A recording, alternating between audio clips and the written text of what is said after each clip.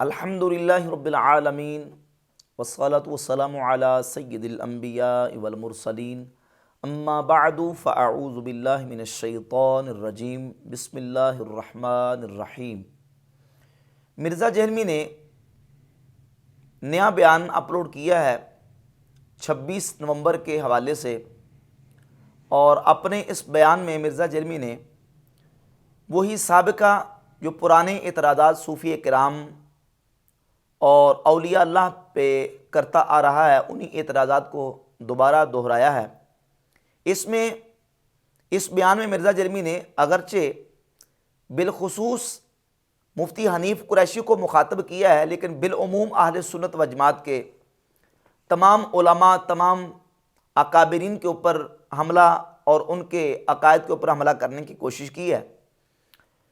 ان اعتراضات کے بحمدللہ تعالی ہم نے دلائل کے ساتھ مرزا جہلمی کو دندان شکن ترکی و ترکی کئی مرتبہ جوابات دیے، لیکن چونکہ مرزا جہلمی کی سوئی وہیں کے وہیں اڑی ہے، اس کا سارے کا سارا چورن ہی اسی سے بکتا ہے کہ یہ ان اعتراضات کو ہائی لائٹ کرتا ہے اور ان چیزوں کو بار بار چھیڑتا ہے تاکہ اپنا جو چورن ہے اس کو بیچ سکے، جس کے ہم نے کئی مرتبہ جوابات دے دیے ہیں۔ چونکہ یہاں اہل سنت و جماعت کے عقیدے کو اس نے ہٹ کیا، اہل سنت و جماعت کے وہ اولیاء اللہ جن کی ولایت ثابت و محقق ہے، نہ صرف اہل سنت و جماعت بریلوی بلکہ تمام مکاتب فکر ان کو اولیاء اللہ مانتے ہیں، ان کے اوپر مرزا جہلمی نے اعتراض کیا۔ تو عوام الناس کے عقائد و نظریات کی حفاظت کے لیے انشاءاللہ تعالیٰ ان اعتراضات کے جوابات بھی پیش کریں گے، اور مرزا جہلمی کے بلائنڈ فالورز کے لیے ایک دعوت فکر اور لمحہ فکریہ بھی چھوڑیں گے کہ ایک طرف مرزا جہلمی ان اولیاء اللہ کے خلاف اپنی زبانیں تان دراز کرتا نظر آتا ہے جن کی ولایت ثابت ہے، محقق ہے، تمام مکاتب فکر ان کی ولایت کو مانتے ہیں، دوسری طرف اپنے ان بابوں کی تعریفوں میں رطب اللسان نظر آتا ہے جنہوں نے بڑے بڑے بلنڈر کیے ہوئے ہیں، ان کا مرزا جہلمی کے پاس کوئی جواب نہیں۔ ہم نے کئی مرتبہ مرزا جہلمی کے بابوں کی اپنی گستاخانہ عبارات اور کفری نظریات کو ہائی لائٹ کیا ہے جن کا مرزا جہلمی کے پاس کوئی جواب نہیں ہے، لیکن اس کے باوجود بھی مرزا جہلمی ان کی تعریف میں رطب اللسان نظر آتا ہے۔ مثلا مولوی اسحاق فیصل آبادی، اسحاق فیصل آبادی مرزا جہلمی کا وہ بابا ہے جس کے بارے میں مرزا جہلمی نے یہ کہا ہے کہ وہ وقت کا حسین ہے۔ متقدمین و متاخرین میں سے میں پہلا نمبر مولانا اسحاق کو دیتا ہوں۔ مولانا اسحاق وہ ہیں جنہوں نے میرے دماغ کی گریں کھولی ہیں۔ الغرض مرزا جہلمی اسحاق فیصل آبادی صاحب کے بارے میں رطب اللسان نظر آتا ہے۔ اب اسحاق فیصل آبادی صاحب وہ ہیں جنہوں نے ایک ایسی کتاب کی تعریف کی ہوئی ہے جس کتاب کی عبارات کو مرزا جہلمی نے کفریہ اور گستاخانہ قرار دیا۔ اردو میں مگر تحذیر الناس ہی لے لیں، یہ بریلوی حضرات کے میں نے کہا یار دو چار فکرے ہم مرزانے ڈھونڈ کرنا، وہ بھی پہلا آگے کیا، دوسرا پیچھے کیا، 3-4 جگہوں سے، اور ایک نئی عبارت بنا لی۔ کتاب تو پڑھ کر دکھاؤ، تم اگر سمجھ ہی سکو وہی بڑی بات۔ یہ آپ یقین جانے بیٹا میں اگر قادیانی نہیں ہوا تو صرف تحذیر الناس، یہ کہتے ہیں انہوں نے دروازہ کھول دیا، خدمت لوگ کا کفر توڑ دیا، اس نے تو بہتا پاؤں ہمارے مضبوط کر دی۔ اپنے ریسرچ پیپر اندھا دھند پیروی کا انجام، اس میں مرزا جہلمی نے کتاب تحذیر الناس اس کی عبارات کو ذکر کیا ہے اور ان کو گستاخانہ اور کفریہ قرار دیا۔ تحذیر الناس یہ وہ کتاب ہے جو بانی دارالعلوم دیوبند نے لکھی، اور اس کتاب کے اندر بانی دارالعلوم دیوبند قاسم نانوتوی نے نبی کریم علیہ السلام کی ختم نبوت زمانی کا انکار کیا۔ ہر مسلمان یہ جانتا ہے کہ خاتم النبیین کا معنی آخری نبی ہے، اور معنی یہ ہے کہ نبی کریم علیہ السلام زمانے کے اعتبار سے آخر میں ہے، حضور کے بعد اور حضور کے زمانے میں کہیں اور کو نبی پیدا نہیں ہو سکتا۔ ہر مسلمان کا ایمان اور عقیدہ ہے۔ قاسم نانوتوی نے اپنی اس کتاب کے صفحہ 41 پہ لکھا کہ اول معنی خاتم النبیین معلوم کرنی چاہیے تاکہ فہم جواب میں کچھ دقت نہ ہو۔ سو عوام کے خیال میں تو رسول اللہ صلی اللہ علیہ وآلہ وسلم کا خاتم ہونا بئی معنی ہے کہ آپ کا زمانہ انبیاء سابق کے زمانہ کے بعد اور آپ سب میں آخری نبی ہیں، مگر اہل فہم پر روشن ہوگا کہ تقدم یا تاخر زمانے میں بھی ذات کچھ فضیلت نہیں۔ اور اسی کتاب کے صفحہ نمبر 65 پہ جا کے لکھا کہ بلکہ اگر بالفرض آپ کے زمانے میں بھی کہیں اور کو نبی ہو، جب بھی آپ کا خاتم ہونا بدستور باقی رہتا ہے۔ اور صفحہ نمبر 85 پہ اسی کتاب کے لکھا کہ بلکہ اگر بالفرض بعض زمانہ نبوی صلی اللہ علیہ وآلہ وسلم کوئی نبی پیدا ہو تو پھر بھی خاتمیت محمدی میں کچھ فرق نہ آئے گا۔ ان 3 مقامات پہ قاسم نانوتوی نے جو عبارات لکھی اس پہ نبی پاک علیہ السلام کی ختم نبوت زمانی کا انکار کیا، اور اس کتاب کی عبارات کو مرزا جیلمی نے اپنے ریسرچ پیپر اندھا دھند پیروی کا انجام میں نقل کیا اور ان کو گستاخانہ اور کفریہ قرار دیا۔ اس کتاب کی تعریف میں زمین و آسمان کے قلابے ملائے ہیں مولوی اسحاق صاحب فیصل آبادی نے، اور اسحاق فیصل آبادی صاحب کو مرزا جیلمی اپنا بابا مان رہا ہے، اس کتاب کی کفریہ عبارات کو اپنے پیپر میں ذکر کر رہا ہے، ان کو کفریہ اور گستاخانہ مان رہا ہے، اور ان کو گستاخانہ اور کفریہ نہ ماننے والے بلکہ اس کتاب کا دفاع کرنے والے، اس کتاب کو ڈیفینڈ کرنے والے مولوی اسحاق فیصل آبادی کی تعریف میں رتب اللسان نظر آ رہا ہے، اس کو اپنا بابا مان رہا ہے۔ اب سوال یہ ہے، لمحہ فکریہ ہے کہ اگر دوسروں کے بابے کوئی بات کریں تو وہ گستاخ رسول بھی اور کافر بھی، اور مولوی اسحاق فیصل آبادی مرزا کا بابا وہ تحذیر الناس کا دفاع کرے تو وہ متقدمین اور متاخرین میں سے سب سے افضل قرار پاتا ہے، اور وہ وقت کا حسین بھی قرار پاتا ہے۔ اب لمحہ فکریہ ہے مرزا جیلمی کے ان بلائنڈ فالوورز کے لیے کہ آپ دیکھیں کہ مرزا جیلمی کے معیار دورے ہیں کہ نہیں ہیں، اس کی دوگلا پالیسی ہے کہ نہیں ہے۔ اس کے علاوہ مرزا جیلمی کا دوسرا بابا ہے مودودی۔ مودودی کو مرزا جیلمی نے مجدد کہا، اور مجدد مانتا ہے کہ وہ وقت کے مجدد تھے۔ مودودی نے ایک کتاب لکھی پردہ، جس کے صفحہ نمبر 152 پہ نبی کریم صلی اللہ علیہ وآلہ وسلم کو ریگستان عرب کا ان پڑھ چرواہا لکھا، نعوذ باللہ تعالی۔ رسول اللہ صلی اللہ علیہ وآلہ وسلم کی ذات اقدس کو مودودی کا ان پڑھ چرواہا ریگستان عرب کا لکھنا، یہ اللہ کے نبی علیہ السلام کی گستاخی ہے کہ نہیں ہے؟ یہ حضور کی توہین ہے کہ نہیں ہے؟ اور یہ کس نے لکھا؟ مودودی نے، جس کو مرزا جیلمی مجدد مان رہا ہے۔ اور اسی مودودی نے اپنی کتاب تفہیم القرآن میں سیدنا یونس علیہ السلام کے حوالے سے لکھا کہ یونس علیہ السلام سے فریضہ رسالت میں کوتاہی ہو گئی، نعوذ باللہ تعالی۔ یہ اللہ کے نبی کی شان میں جو ہے نا وہ جسارت ہے کہ نہیں ہے جو مودودی نے کی؟ اس کے باوجود مودودی مرزا جیلمی کا مجدد بھی ہے اور مرزا جیلمی کا بابا بھی ہے۔ اور تیسرا بابا ہے مرزا جیلمی کا البانی، جس کے بارے میں مرزا جیلمی نے کہا کہ وہ اہل بیت کی محبت کے امام ہیں، اور البانی کو مفتی اعظم سعودی عرب کئی مقامات پہ مرزا جیلمی نے لکھا۔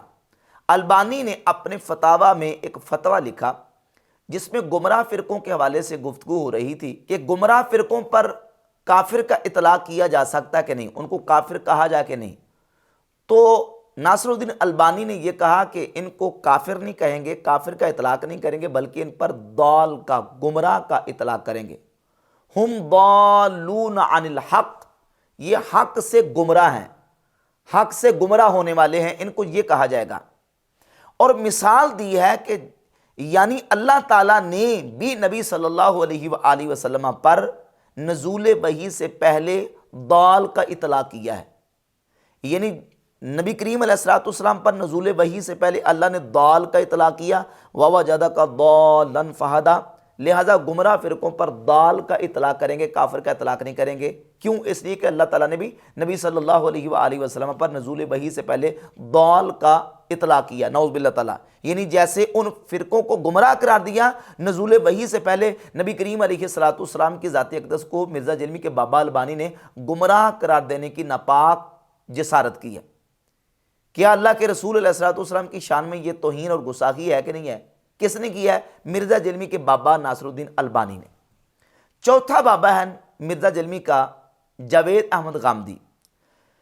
اینکر نے سوال کیا مرزا جیلمی سے، اگرچہ اس سے پہلے مرزا جیلمی غامدی کو اپنا مرشد بھی کہہ چکا ہے، لیکن لیٹسٹ مرزا جیلمی سے جب سوال ہوا کہ پاکستان میں سب سے بڑا عالم کون ہے، تو مرزا جیلمی نے کہا کہ جاوید احمد غامدی صاحب۔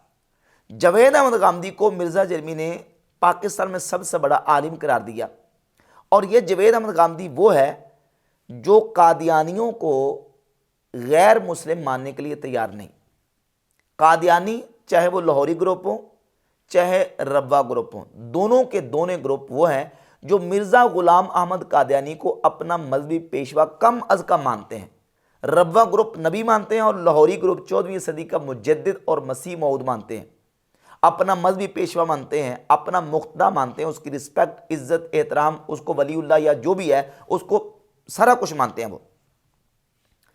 اب سوال یہ پیدا ہوتا ہے کہ ایک طرف چشتی رسولہ والا جھوٹا واقعہ لے کے تم اہل سنت و جماعت کے خلاف زبان درازی کرو، اور دوسری طرف تمہارا بابا مرزا غلام قادیانی کے ماننے والوں کو غیر مسلم ماننے کے لیے تیار نہیں۔ جب غامدی سے سوال ہوا کہ آیا احمدی یہ مسلمان ہیں کہ نہیں، تو جاوید احمد غامدی نے یہ جواب دیا کہ جو شخص اپنے آپ کو کلمہ پڑھ کے مسلمان کہتا ہے، مجھے کوئی حق نہیں کہ میں اس کا انکار کروں۔ احمدی حضرات کے بارے میں آپ کی کیا رائے ہے؟ کیا وہ مسلمان ہیں؟ دیکھیے، میرا نقطہ نظر، اور ذرا دل تھام کے سن لیجئے، وہ ہمیشہ سے یہ ہے کہ ہر وہ شخص جو اپنے آپ کو مسلمان کہتا ہے، مجھ کو کوئی حق نہیں ہے کہ میں اس کا انکار کروں۔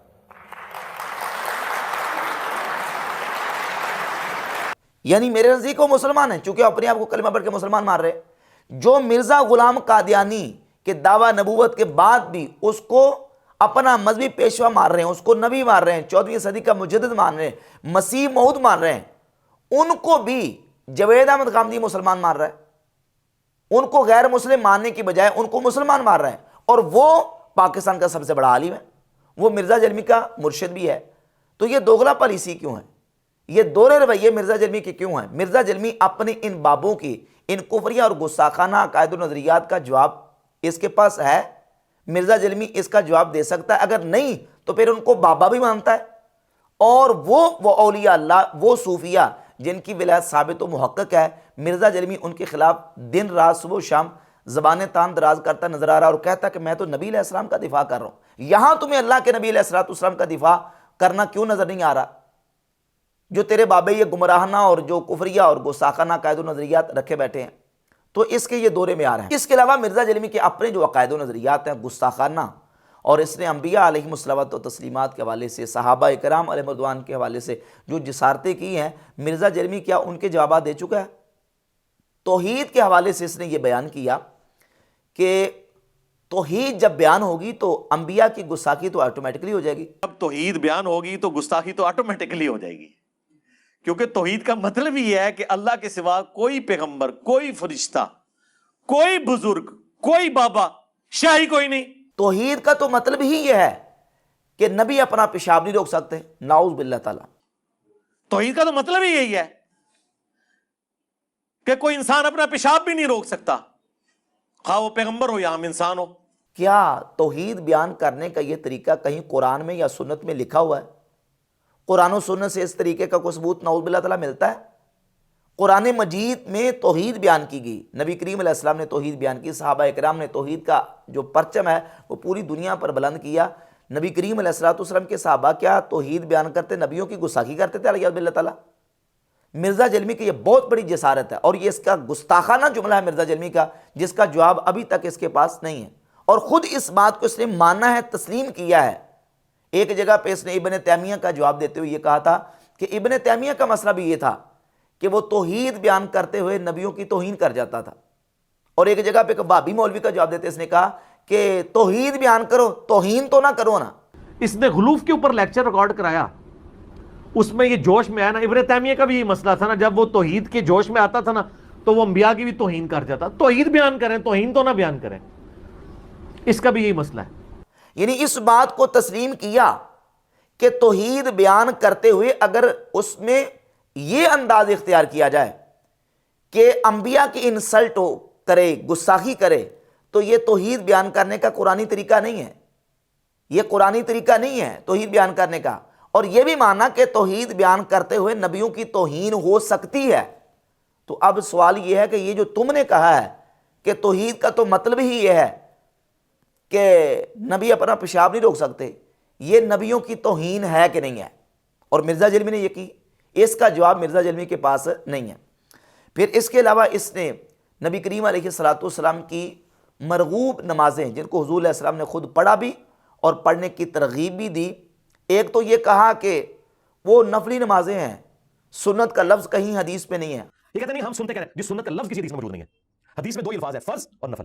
ہم نے بحمد اللہ تعالیٰ ثابت کیا سنن ابن ماجہ سے، جامع ترمذی سے، کہ نبی پاک صلی اللہ علیہ وآلہ وسلم نے ان نمازوں کے لیے سنت کا لفظ استعمال کیا، اور بالخصوص 12 جو رکعات ہیں ان کی فضیلت یہ بیان کی، من ثابر علی سنت عشرۃ رکعۃ من السنت بن اللہ لہ بیتا فی الجنہ، جو دن میں 5 نمازوں کے ساتھ 12 رکعات نماز ادا کرے سنت میں سے، اس کو حضور نے سنت کہا، اللہ تعالیٰ اس کے بدلے اس کے لیے جنت میں محل تعمیر فرمائے گا. اور صحیح بخاری میں 1161 نمبر حدیث ہے، ام المومنین سیدہ عائشہ رضی اللہ تعالیٰ عنہ فرماتی ہیں کہ نبی پاک صلی اللہ علیہ وآلہ وسلم جب فجر کی 2 سنتیں پڑھ لیتے، فجر کی 2 سنتیں پڑھنے کے بعد حضور میرے پاس تشریف لاتے، اگر میں جاگ رہی ہوتی تو سرکار میرے ساتھ گفتگو کرتے، اور اگر میں سو رہی ہوتی تو نبی پاک صلی اللہ علیہ وآلہ وسلم لیٹ جایا کرتے تھے. یہ صحیح بخاری کی حدیث ہے 1161 نمبر، جس میں واضح طور پر سیدہ عائشہ رضی اللہ تعالیٰ عنہ نے 2 رکعتوں کو جو فجر کے وقت پڑھی جاتی ہیں ان کو سنت الفجر کہا ہے. انہی سنت الفجر کو، انہی رکعات کو اور دیگر نوافل جو نبی پاک علیہ الصلوۃ والسلام کے مرغوب ہیں اور حضور نے پڑھے، امت کو پڑھنے کی ترغیب دی، ان کے بارے میں کہا کہ یہ وہ فالتو ہے جو نبی علیہ السلام شوق سے کیا کرتے تھے. کہ وہ نوافل جو نبی علیہ السلام نے ہمیشہ پڑھے، ہم کہتے ہیں یہ سنت موقدہ ہے، یہ وہ فالتو ہے جو حضور شوق سے کیا کرتے تھے. فالتو ناٹ فرض، یہ وہ فالتو ہے جو حضور نے کبھی کیا کبھی نہیں کیا، غیر موقدہ ہے فالتو. نعوذ باللہ تعالیٰ، فالتو، بار بار اس لفظ کو دہرایا اور اس پر ڈٹ گیا، کہا کہ میں نے فالتو ہی کہنا ہے، میں نے یہی کہنا ہے. انشاءاللہ بھی ساتھ کہا، اس قدر دیدہ دلیری اور اس قدر اس نے جسارت کی. ان چیزوں سے مرزا جرمی نے ابھی تک توبہ نہیں کی. پھر نبی پاک صلی اللہ علیہ وسلم کی ذات اقدس کے لیے اس نے چھوکرے کا لفظ استعمال کیا. تے پیغمبر دی گل کوئی نہیں جی سندا، تہاڈی میری کنے سننے؟ یعنی علماء یہود پروفٹ کے مقابلے میں کھڑے ہوئے تھے اور انہوں نے اپنی پبلک کی مت مار دی. 10 یہودی بھی ایسے نہیں تھے جو آپ پہ ایمان لائے ہوں آپ کی مبارک زندگی کے اندر. کیوں؟ بغیم بینہم، مولوی ان کے بڑے بڑے جو پادری بیٹھے ہوئے تھے، وہ کہتے تھے یہ کل کے چھوکرا آ کے ہمیں بتائے گا، وہ کہتے تھے یہ کل کے چھوکرا آ کے ہمیں بتائے گا. یعنی نبی علیہ السلام تو ان کے بچوں کی مانے دی تھے نا عمر کے اعتبار سے دیکھ، یعنی نبی علیہ السلام تو ان کے بچوں کی مانے دی تھے نا عمر کے اعتبار سے دیکھ. کہتا ہی میں نے یہودیوں کے ریفرنس سے کیا کہ یہودی کہتے تھے کہ یہ کل کا چھوکرا کے ہمیں سمجھائے گا، حالانکہ نہ تو یہودیوں نے کہیں کہا، نہ قرآن نے اس کو رپورٹ کیا، حکایت کیا، نہ حدیث میں اس کو حکایت کیا گیا، نہ سیرت و تاریخ کی کسی کتاب کے اندر اس کو حکایت کیا گیا. لیکن مرزا جرمی نے یہ لفظ اپنی طرف سے بولا نبی پاک صلی اللہ علیہ وسلم کی ذات اقدس کے حوالے سے. پھر جب اس کو ڈیفینڈ کر نہیں پا رہا تو کسی جگہ پہ یہ کہتا ہے کہ یہ جو چھوکرا لفظ ہے یہ نیگیٹو ورڈ ہی نہیں ہے، کسی جگہ پہ یہ کہتا ہے کہ میں نے تو یہودیوں کے ریفرنس سے کہا ہے، نقل کفر کفر نباشت کے طریق پر کہا. بھئی اگر نقل کفر کفر نباشت تم مان رہے ہو کہ میں اس کو نقل کر رہا ہوں، یہ یہودیوں کو جملہ تھا، تو یہودیوں نے کہاں کہا ہے؟ قرآن میں یا حدیث میں اس کو رپورٹ کیا گیا؟ نہ قرآن میں نہ حدیث میں اس کو رپورٹ کیا گیا، تو تم نے کیسے کہہ دیا؟ اور پھر عقلاً بھی یہ بات درست نہیں ہے. نبی پاک علیہ الصلوۃ والسلام جب مدینہ طیبہ میں تشریف لائے تو حضور کی عمر اس وقت 53 سال سے ابو تھی، 53-54 سال کی عمر تھی. 53-54 سال کی شخصیت کو کل کا چھوکرا کہنا کہا ہی نہیں جا سکتا، عقلاً بھی درست نہیں ہے، معاشرے کے اعتبار سے بھی درست نہیں ہے. نہ یہودیوں نے کہا، نہ اتنی عمر کی شخصیت کو کوئی کہہ سکتا ہے، نہ کہا جا سکتا ہے. یہ جملہ اپنی طرف سے اس نے بنایا اور بنا کے نبی پاک صلی اللہ علیہ وسلم کی ذات اقدس کے بارے میں یہ کہا کہ نعوذ باللہ انہوں نے تو یعنی یہ بتانا یہ چاہ رہا تھا کہ مجھے یہ کہتے ہیں تو یہ تو نبی علیہ السلام کو بھی کہا گیا کہ یہ کل کا چھوکرا، حالانکہ نبی علیہ السلام کو یہودیوں نے یہ لفظ نہیں کہا. پھر اس کو ڈیفینڈ کر نہیں پا رہا تو کبھی کہتا کہ میں نے نقل کفر کفر نباشت کے طریقے پر کہا ہے، کبھی یہ کہا کہ یہ تو نیگیٹو ورڈ ہی نہیں، مجھے کو کہے چھوکرا میں تو اس پر فخر کروں گا، میں تو اپنے گھر جا کے بتاؤں گا کہ دیکھو مجھے چھوکرا کہا. تو اس طرح کی متضاد قسم کی باتیں اس نے کی ہیں. مرزا جرمی کے پاس اس کا بھی جواب کوئی نہیں ہے. پھر اس نے کفریہ اور شرکیہ جملہ بولا اور یہ کہا کہ اللہ تعالیٰ فرماتا ہے، اللہ تعالیٰ کہتا ہے کہ تم 60 سال کی زندگی اپنی مجھے دے دو، میں تمہیں جنت میں منی گارڈ بنا دوں گا. ایک خدا جو ساری قدرتوں کا مالک ہے اور وہ اکیلا اور یکتا ہے، بے شک وہ آپ کو یہ آفر دیتا ہے کہ صرف یہ 60 سال کی زندگی مجھے دے دو تو میں ایک منی خدا بنا دوں گا. سبحان اللہ. سر وہ آپ کو ایک منی خدا بنانے والا ہے. اس حوالے سے کہاں لکھا ہے؟ قرآن کی کس آیت کے اندر موجود ہے؟ کس حدیث کے اندر موجود ہے کہ اللہ تعالیٰ کہتا ہے کہ تم 60 سال کی زندگی مجھے دے دو، میں تمہیں جنت میں منی گاڈ بنا دوں گا؟ ویسے اپنے مقابلے میں مخالفین کو کہتا ہے انہوں نے نبیوں پیغمبروں کو منی گاڈ بنایا ہوا ہے، انہوں نے اپنے پیروں استادوں کو منی گاڈ بنایا ہوا ہے۔ کسی سنی مسلمان کا یہ عقیدہ نہیں ہے کہ نعوذ باللہ تعالیٰ پیغمبر یا نبی یا ولی یا کوئی اللہ کا نیک بندہ منی گاڈ ہے۔ ہمارا تو عقیدہ ہماری کتابوں کے اندر لکھا ہوا ہے کہ جو اللہ کے علاوہ کسی اور کو خدا کہتا ہے وہ کافر ہے، اللہ کے علاوہ کسی اور کو خدا کہنا کفر ہے۔ فتاوی رضویہ کے میں نے حوالہ جات دیے، دیگر ائمہ اہل سنت کے میں نے حوالہ جات پیش کیے ہیں کہ اللہ کے علاوہ کسی دوسرے کو خدا کہنا ہمارے ہاں تو جائز ہی نہیں ہے، اور ہمارے اوپر بہتان لگا رہا ہے کہ انہوں نے گاڈ بنایا ہوا ہے، منی گاڈ پیغمبروں کو بنایا ہوا ہے، اپنے پیروں مرشدوں کو انہوں نے منی گاڈ بنا ہوا ہے، جبکہ یہ کفریہ اور شرکیہ عقیدہ خود مرزا جرمی نے بیان کیا، اور آج تک اس کفریہ شرکیہ عقیدے سے مرزا جرمی نے رجوع نہیں کیا۔ تو یہ اس کی اپنی گستاخانہ اور کفریہ عقائد، اس کے بابوں کے گستاخانہ اور کفریہ عقائد، ان کا مرزا جرمی کے پاس کوئی جواب نہیں۔ اب چونکہ اس نے اپنا چورن بیچنا ہے تو اس کے لیے پھر وہ ہیلے بہانے کر کے کبھی کوئی بات کرتا ہے کبھی کوئی بات کرتا ہے۔ اپنے اس بیان کے شروع اور آغاز میں مرزا جرمی نے وہی شرک کا جو رٹا لگاتا ہے اسی کو پروموٹ کرتے ہوئے ایک مسئلہ پکڑ لیا، چونکہ اس کا اہل سنت کے موقف کے ساتھ تعلق ہے، میں اس کی وضاحت بھی کرنا ضروری سمجھتا ہوں، اور وہ ہے کہ مفتی حنیف قریشی نے یہاں سے جا کے اپنے استاد کو جا کے پاؤں کو بوسہ دیا۔ اس بوسہ کو مرزا جیلمی نے سجدہ قرار دیا، اور سجدہ قرار دے کے اس کو شرک بھی کہا۔ اب اصل مسئلہ کیا ہے، اس پر میں کچھ دلائل بھی اور اس کی تفصیل بھی بیان کروں گا تاکہ اہل سنت کا جو موقف ہے وہ بالکل واضح ہو کے سامنے آ جائے۔ دیکھیے، جہاں تک اللہ کے علاوہ کسی کو سجدہ کرنے کا تعلق ہے تو ہمارا عقیدہ بالکل واضح ہے۔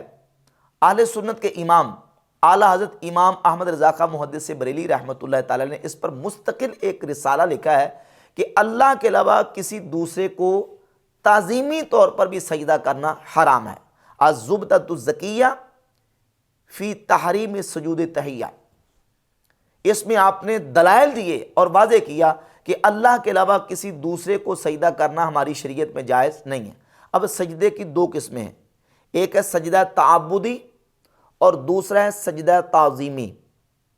سجدہ تعبدی اللہ کے علاوہ کسی دوسرے کو کرنا شرک ہے، کفر ہے، کرنے والا مشرک ہو جائے گا، دار اسلام سے خارج ہے۔ ہر نبی کی شریعت میں یہ کفر رہا، کسی نبی کی شریعت میں یہ جائز نہیں ہے۔ جبکہ سجدہ تعظیمی یہ سابقہ امتوں کے اندر جائز رہا۔ سیدنا آدم علیہ السلام کو فرشتوں نے سجدہ کیا، یہ سجدہ تعظیمی تھا، اور جناب سیدنا یوسف علیہ السلام کو ان کے بھائیوں نے سجدہ کیا۔ سورہ یوسف اٹھائیں، وَخَرُّوا لَهُ سُجَّدًا، یوسف علیہ السلام کے بھائیوں نے یوسف علیہ السلام کو سجدہ کیا۔ یہ سجدہ عبادت کے لیے نہیں تھا، یہ سجدہ تعظیم کے لیے تھا۔ سابقہ امتوں میں یہ سجدہ جائز رہا، اور ہمارے نبی کریم علیہ السلام کی شریعت تک یہ جائز رہا۔ سنن ابن ماجہ میں 1853 نمبر 1853 نمبر حدیث ہے، سیدنا معاذ ابن جبل رضی اللہ تعالیٰ عنہ ملک شام سے واپس آئے، انہوں نے آ کے نبی پاک علیہ السلام کو سجدہ کیا، سجدہ کر دیا۔ تو نبی کریم علیہ السلام نے اس موقع پر حضرت معاذ سے فرمایا، معاذ یہ کیا ہے؟ عرض کی حضور میں نے وہاں ملک شام میں دیکھا کہ لوگ اپنے مذہبی پیشواؤں کو سجدہ کرتے ہیں، تو میں نے آپ کو آ کے سجدہ کر دیا۔ تو نبی پاک علیہ السلام نے اس موقع پر منع فرما دیا، اور حضور علیہ السلام نے ان کو فرمایا کہ اگر میں حکم دیتا کہ اللہ کے علاوہ کسی دوسرے کو سجدہ کیا جائے تو میں عورت کو حکم دیتا کہ وہ اپنے شوہر کو سجدہ کرے۔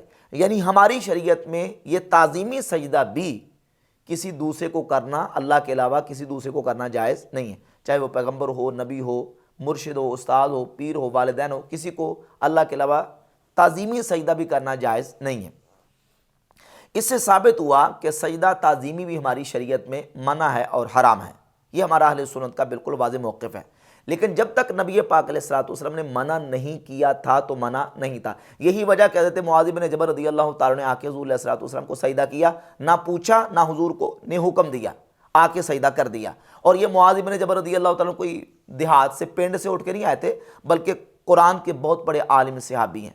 حضور علیہ السلام کی حدیث ہے صحیح بخاری کے اندر 4999، خذوا القرآن من اربع، 4 لوگوں سے قرآن سیکھو، من عبداللہ بن مسعود و سالم و ابی و معاذ بن جبل رضی اللہ تعالیٰ عنہم اجمعین۔ 4 صحابہ میں سے چوتھا نام حضور علیہ الصلوۃ والسلام نے حضرت معاذ بن جبل کا بیان فرمایا، اور یہ معاذ بن جبل وہ ہیں کہ جو حلال و حرام کو سب سے زیادہ جاننے والے تھے۔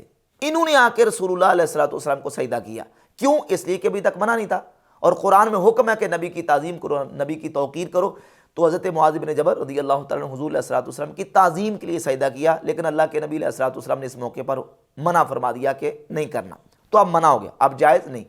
اس پر امام اہل سنت رحمۃ اللہ نے پورا رسالہ لکھا، دلائل پیش کیے کہ اللہ کے علاوہ کسی دوسرے کو تعظیماً بھی سجدہ کرنا جائز نہیں ہے۔ ہاں، اگلا مسئلہ ہے کہ کسی کے ہاتھوں اور پاؤں کو بوسہ دینا، اپنے استاذ کے، پیر و مرشد کے، اپنے والدین کے ہاتھ پاؤں کو بوسہ دینا آیا جائز ہے کہ نہیں؟ مرزا جیلمی بھی اس بات کو مانا ہے کہ ہاتھ اور پاؤں کو بوسہ دینا جائز ہے، دیا جا سکتا ہے، والدین کے، استاذ کے ہاتھ پاؤں کو بوسہ دیا جا سکتا ہے۔ بوسہ دینے کے لیے ہاتھ کا ہو یا اگر کوئی شخص اپنے ماں باپ کے قدموں کو چومنا چاہتا ہے، ہم اس کو جائز سمجھتے ہیں، کوئی مسئلہ نہیں ہے، بشرطے کہ کوئی ریلیجس پرسنالٹی نہ ہو کہ اس کی لوگ عبادت کرنا شروع کر دیں۔ اگر جس پر بھی الحمدللہ تعالیٰ دلائل بھی موجود ہیں، سنن ابی داؤد میں، سنن ابن ماجہ میں، سنن نسائی میں حدیث موجود ہے کہ زار بن عامر رضی اللہ تعالیٰ عنہ فرماتے ہیں کہ میں وفد عبد القیس کے ساتھ تھا، نبی پاک علیہ الصلوۃ والسلام کی بارگاہ اقدس میں حاضر ہوا، رسول اللہ صلی اللہ علیہ وسلم موجود تھے، تو ہم اپنی سواریوں سے جلدی اترے۔ یہ جو حدیث ہے، اس حدیث کو امام ابن حجر عسقلانی نے فتح الباری شرح صحیح بخاری کی جلد نمبر 11 صفحہ نمبر 67 پہ ذکر کیا، اور اس کی سند کے بارے میں انہوں نے یہ لکھا ہے کہ اس کی سند جید ہے، فمن جیدہا حدیث الزار العبدی، یعنی جو سندیں ہیں ان میں سے جید سند کے ساتھ یہ حدیث زارے موجود ہے۔ اس کی سند کو امام ابن حجر نے جید کہا، اور شیخ شعیب ارنوت نے اس کی سند کو حسن قرار دیا ہے، اور وہ حدیث یہ ہے کہ زارے رضی اللہ تعالیٰ عنہ بیان کرتے ہیں کہ فجعلنا نتبادر من رواحلنا، ہم اپنی سواریوں سے جلدی جلدی اترنے لگے، فنقبل ید النبی صلی اللہ علیہ وآلہ وسلم ورجلہ، تو ہم نے نبی پاک صلی اللہ علیہ وآلہ وسلم کے ہاتھوں اور حضور کے پاؤں کو بوسہ دیا، حضور کے ہاتھوں اور پاؤں کو ہم بوسہ دینے لگے۔ سرکار دو عالم علیہ الصلوۃ والسلام کے ہاتھوں کو اور حضور کے پاؤں کو صحابہ نے بوسہ دیا۔ یہ حدیث سند جید کے ساتھ، اور شیخ شعیب ارنوت نے اس کو سند کو حسن قرار دیا ہے، یہ ثابت ہے، اور امام ابن حجر نے بھی اس کو ثابت مانا ہے، جس سے ثابت ہوا کہ نبی پاک علیہ الصلوۃ والسلام کے صحابہ نے حضور کے ہاتھوں پاؤں کو بوسہ دیا۔ اور اس کے علاوہ ایک اور حدیث جس کو امام ترمذی نے حسن صحیح کہا ہے، وہ حدیث جامع ترمذی کے اندر، ابن ماجہ کے اندر، سنن نسائی کے اندر موجود ہے کہ 2 یہودی شخص نبی پاک علیہ الصلوۃ والسلام کی بارگاہ میں آئے، اور آ کے انہوں نے حضور علیہ الصلوۃ والسلام کے ہاتھ اور پاؤں کو بوسہ دیا۔ اس کے علاوہ ایک اور حدیث الادب المفرد میں امام بخاری لے کے ہے کہ سیدنا مولا علی نے حضرت عباس رضی اللہ تعالیٰ کے ہاتھ اور پاؤں کو بوسہ دیا، اور اس کی سند کو امام ذہبی نے سیر و اعلام النبلاء میں اس کی سند کو حسن قرار دیا۔ اور اس کے علاوہ ایک اور واقعہ جو کہ 4 کتابوں کے اندر موجود ہے، امام بخاری اور امام مسلم کا، امام ابن حجر عسقلانی کی کتاب النکت کے اندر، فتح الباری شرح صحیح بخاری کے اندر، امام ابن نکتہ کی کتاب التقیید کے اندر، اور امام خطیب بغدادی کی تاریخ بغداد کے اندر، 4 کتابوں کے اندر یہ واقعہ موجود ہے کہ امام مسلم رحمۃ اللہ علیہ امام بخاری کے پاس گئے، اور امام بخاری سے جا کے کہا کہ اے استاذوں کے استاذ، اے حدیث کے طبیب، علل کے ماہر، مجھے اجازت دیں کہ میں آپ کے ہاتھ اور پاؤں کو بوسہ دوں۔ امام مسلم رحمۃ اللہ علیہ نے امام بخاری کے ہاتھ اور پاؤں کو بوسہ دینے کی اجازت طلب کی۔ یہ واقعہ 4 کتابوں کے اندر موجود ہے۔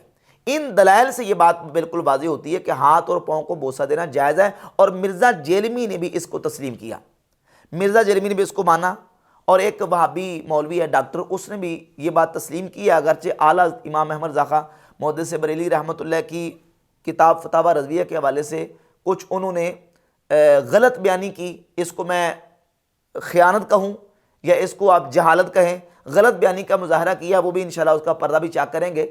مرزا جیلمی البتہ اس بات کو مانا ہے کہ ہاتھ اور پاؤں کو بوسہ دیا جا سکتا ہے، لیکن اگلی بات بالکل عقل کے برعکس مرزا جلمی نے کی ہے، اور وہ یہ ہے کہ ہاں ہاتھ پاؤں کو بوسہ دیا جا سکتا ہے لیکن آپ پاؤں کو اوپر اٹھا کے بوسہ دیں۔ دیکھیے پاؤں تو نیچے ہی ہوتے ہیں نا، بندہ کھڑا ہو یا بیٹھا ہو دونوں صورتوں میں پاؤں نیچے ہی ہیں، پاؤں کو بوسہ کیسے دیا جائے گا یا کیسے دیا جا سکتا ہے؟ نبی پاک علیہ الصلوۃ والسلام کے پاؤں کو جب صحابہ نے بوسہ دیا اس کی دو صورتیں ہیں، یا تو اللہ کے رسول علیہ الصلوۃ والسلام کھڑے تھے یا حضور بیٹھے ہوئے تھے۔ حضور کھڑے تھے تب بھی پاؤں کو بوسہ دینے کے لیے جھکنا پڑے گا، حضور بیٹھے تھے تب بھی پاؤں کو بوسہ دینے کے لیے جھکنا پڑے گا۔ مرزا جلمی کہتا ہے کہ نہیں، جھکنا نہیں ہے، جھکے بغیر بوسہ دینا ہے، جھکے بغیر بوسہ دیں گے تو جائز ہے ورنہ جائز نہیں ہے۔ سوال یہ پیدا ہوتا ہے کہ جب پاؤں کو بوسہ دینا جھکے بغیر دیا نہیں جا سکتا، اب رہ گیا مسئلہ جھکنے کا، تو یہ بات بھی یاد رکھیں چونکہ مرزا جلمی نے ان چیزوں کو تفصیلی پڑھا نہیں ہوتا اور نہ ان چیزوں کی صحیح حدیث کی فقہ اور سمجھ مرزا جلمی کو حاصل ہے، ٹونٹ تو ویسے حنفیوں کو کرتا ہے۔ جھکنے کی دو صورتیں، الانحناء کی دو صورتیں ہیں، ایک ہے جھکنا جو مقصود ہو اور دوسرا جھکنا وہ ہے جو وسیلہ ہو۔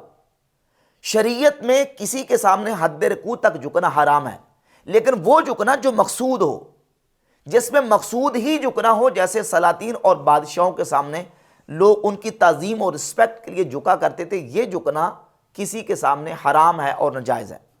لیکن اگر جھکنا مقصود نہ ہو بلکہ وسیلہ ہو، جیسے استاد صاحب آئے، جیسے باپ آیا یا ماں آئی، ماں اور باپ یا استاد کے جوتے سیدھے کرنے کے لیے بندہ جھکتا ہے، تو یہ جھکنا مقصود نہیں ہے۔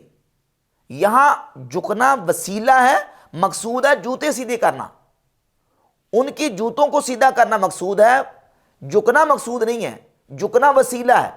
تو اب اگر بوسہ دینے کے لیے جھکتا ہے تو یہ جھکنا مقصود نہیں ہے، مقصود ہے بوسہ دینا، جھکنا وسیلہ ہے۔ جیسے دیکھیں نبی پاک صلی اللہ علیہ وآلہ وسلم حضرت عثمان ابن مظعون رضی اللہ تعالیٰ عنہ کی وفات کے بعد ان کی میت کے پاس آئے، سنن ابی داؤد میں یہ صحیح حدیث ہے،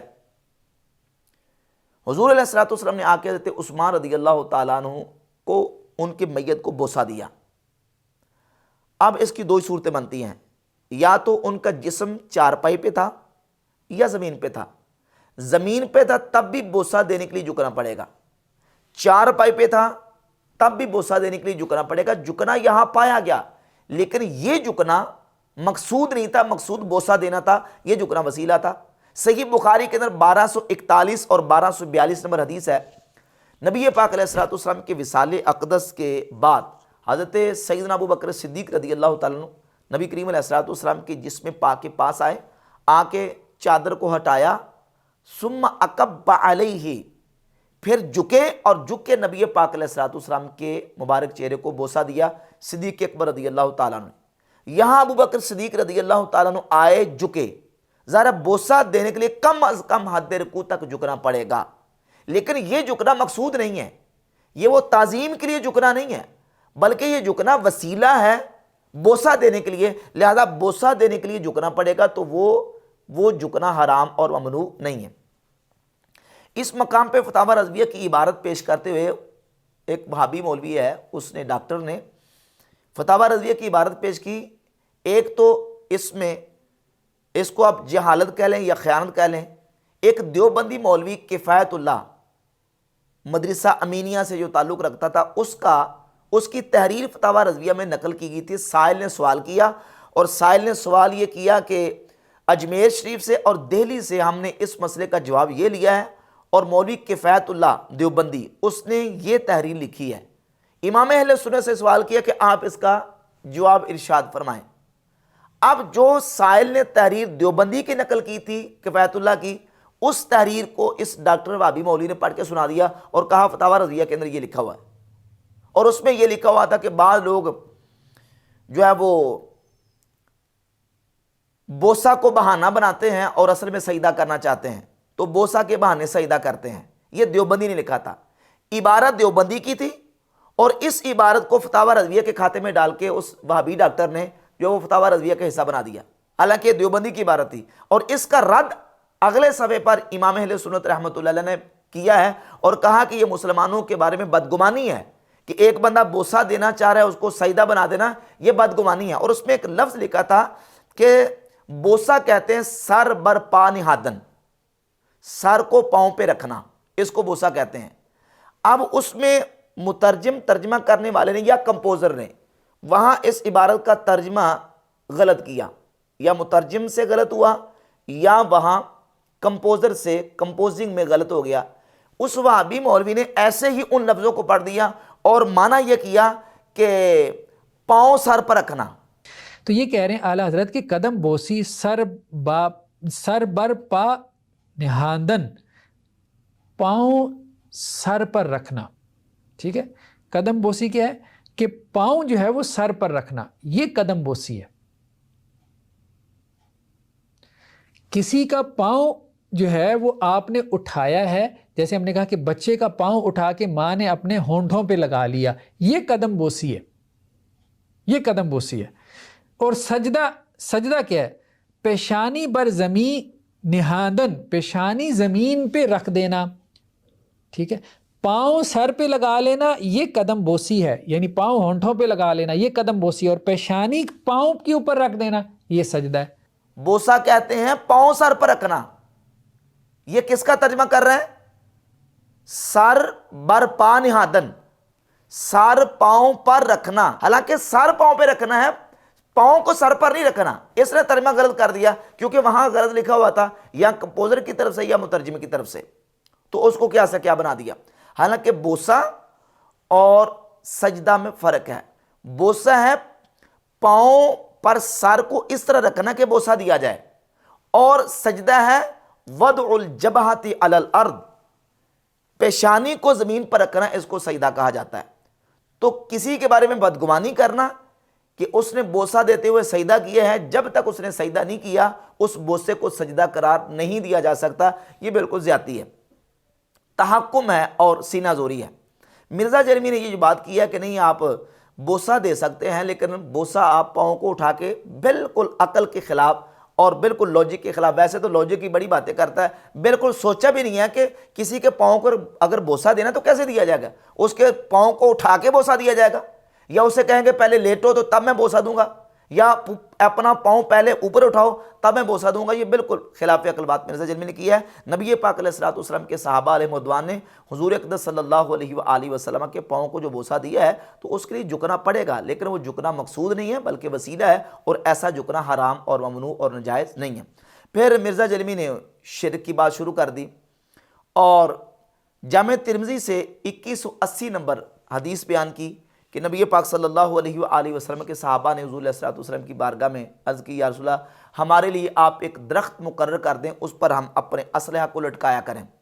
تو نبی علیہ الصلوۃ والسلام نے فرمایا کہ تم مجھ سے مطالبہ کرتے ہو جس طرح کہ قوم بنی اسرائیل نے موسیٰ علیہ السلام سے مطالبہ کیا تھا کہ آپ ہمارے لیے آلہہ مقرر کر دیں، اور حضور علیہ الصلوۃ والسلام نے ارشاد فرمایا والذی نفسی بیدہ لترکبن سنت من کان قبلکم، اس ذات کی قسم جس کے دست قدرت میری جان ہے، تم سابقہ جو امتیں ہیں، سابقہ لوگ ہیں، ان کے طریقے پر چلو گے۔ اس سے مرزا جرمی نے رزلٹ یہ نکالا کہ اس کا مطلب یہ ہے کہ جس طرح سابقہ امتیں وہ شرک کرتی تھی، یہ امت بھی شرک کرے گی۔ یہاں میرا سوال یہ ہے مرزا جرمی سے، دیکھیے اس پہ نبی پاک علیہ الصلوۃ والسلام نے خطاب اپنے صحابہ کو فرمایا، سوال یہ پیدا ہوتا ہے کہ اس میں مراد بھی حضور کے صحابہ ہی ہیں یا نہیں؟ صحابہ مراد ہیں یا امت؟ اگر مرزا جرمی یہ کہے کہ اس حدیث میں مراد بھی نبی علیہ الصلوۃ والسلام کے صحابہ ہی ہیں، یعنی صحابہ سے یہ کہا جا رہا ہے کہ اس ذات کی قسم جس کے دست قدرت میری جان ہے، تم سابقہ امتوں کے طریقے پر چلو گے، یعنی جس طرح انہوں نے شرک کیا تم بھی شرک کرو گے۔ اگر اس میں صحابہ ہی مراد ہیں تو صحیح بخاری مسلم کی جو متفق علیہ حدیث ہے، نبی پاک علیہ الصلوۃ والسلام نے اللہ کی قسم بیان کر کے کہا انی واللہ ما اخاف علیکم ان تشرکوا بعدی ولکن ان تنافسوا فیہا، مجھے اللہ کی قسم ہے کہ مجھے اس بات کا خوف نہیں کہ تم میرے بعد شرک کرو گے، ہاں تم دنیا کی محبت میں پھنس جاؤ گے۔ اس میں مراد کون ہے؟ امت مراد ہے یا حضور کے صحابہ؟ اگر مرزا جرمی کہے کہ نہیں اس میں نبی علیہ السلام کے صحابہ ہی مراد ہیں، اس میں بھی صحابہ مراد اور اس میں بھی صحابہ مراد، اس میں یہ کہا جا رہا ہے کہ تم میرے بعد شرک نہیں کرو گے، اور اس میں یہ کہا جا رہا ہے کہ اللہ کی قسم تم میرے بعد سابقہ امتوں کے طریقے پر چلو گے، یعنی شرک کرو گے، شرک نہیں کرو گے، شرک کرو گے۔ اب یہ تو تعارض آ گیا، اگر مراد دونوں حدیثوں میں حضور کے صحابہ، اور اگر دونوں حدیثوں میں صحابہ مراد نہیں بلکہ امت مراد ہے، تو تعارض پھر بھی باقی رہے گا، تعارض پھر بھی باقی رہے گا کہ امت شرک نہیں کر سکتی، امت شرک میں مبتلا ہوگی، تو تعارض تو دونوں صورت میں آ گیا۔ اب اس تعارض کو، ٹکراؤ کو، اختلاف کو رفع کس طرح کرنا ہے؟ یقیناً اس اختلاف کو اسی طریقے سے رفع کریں گے کہ جس میں شرک کی نفی کی گئی ہے اس میں شرک اعتقادی، شرک جلی اور شرک اکبر کی نفی کی گئی ہے کہ یہ امت شرک اعتقادی میں مبتلا نہیں ہوگی۔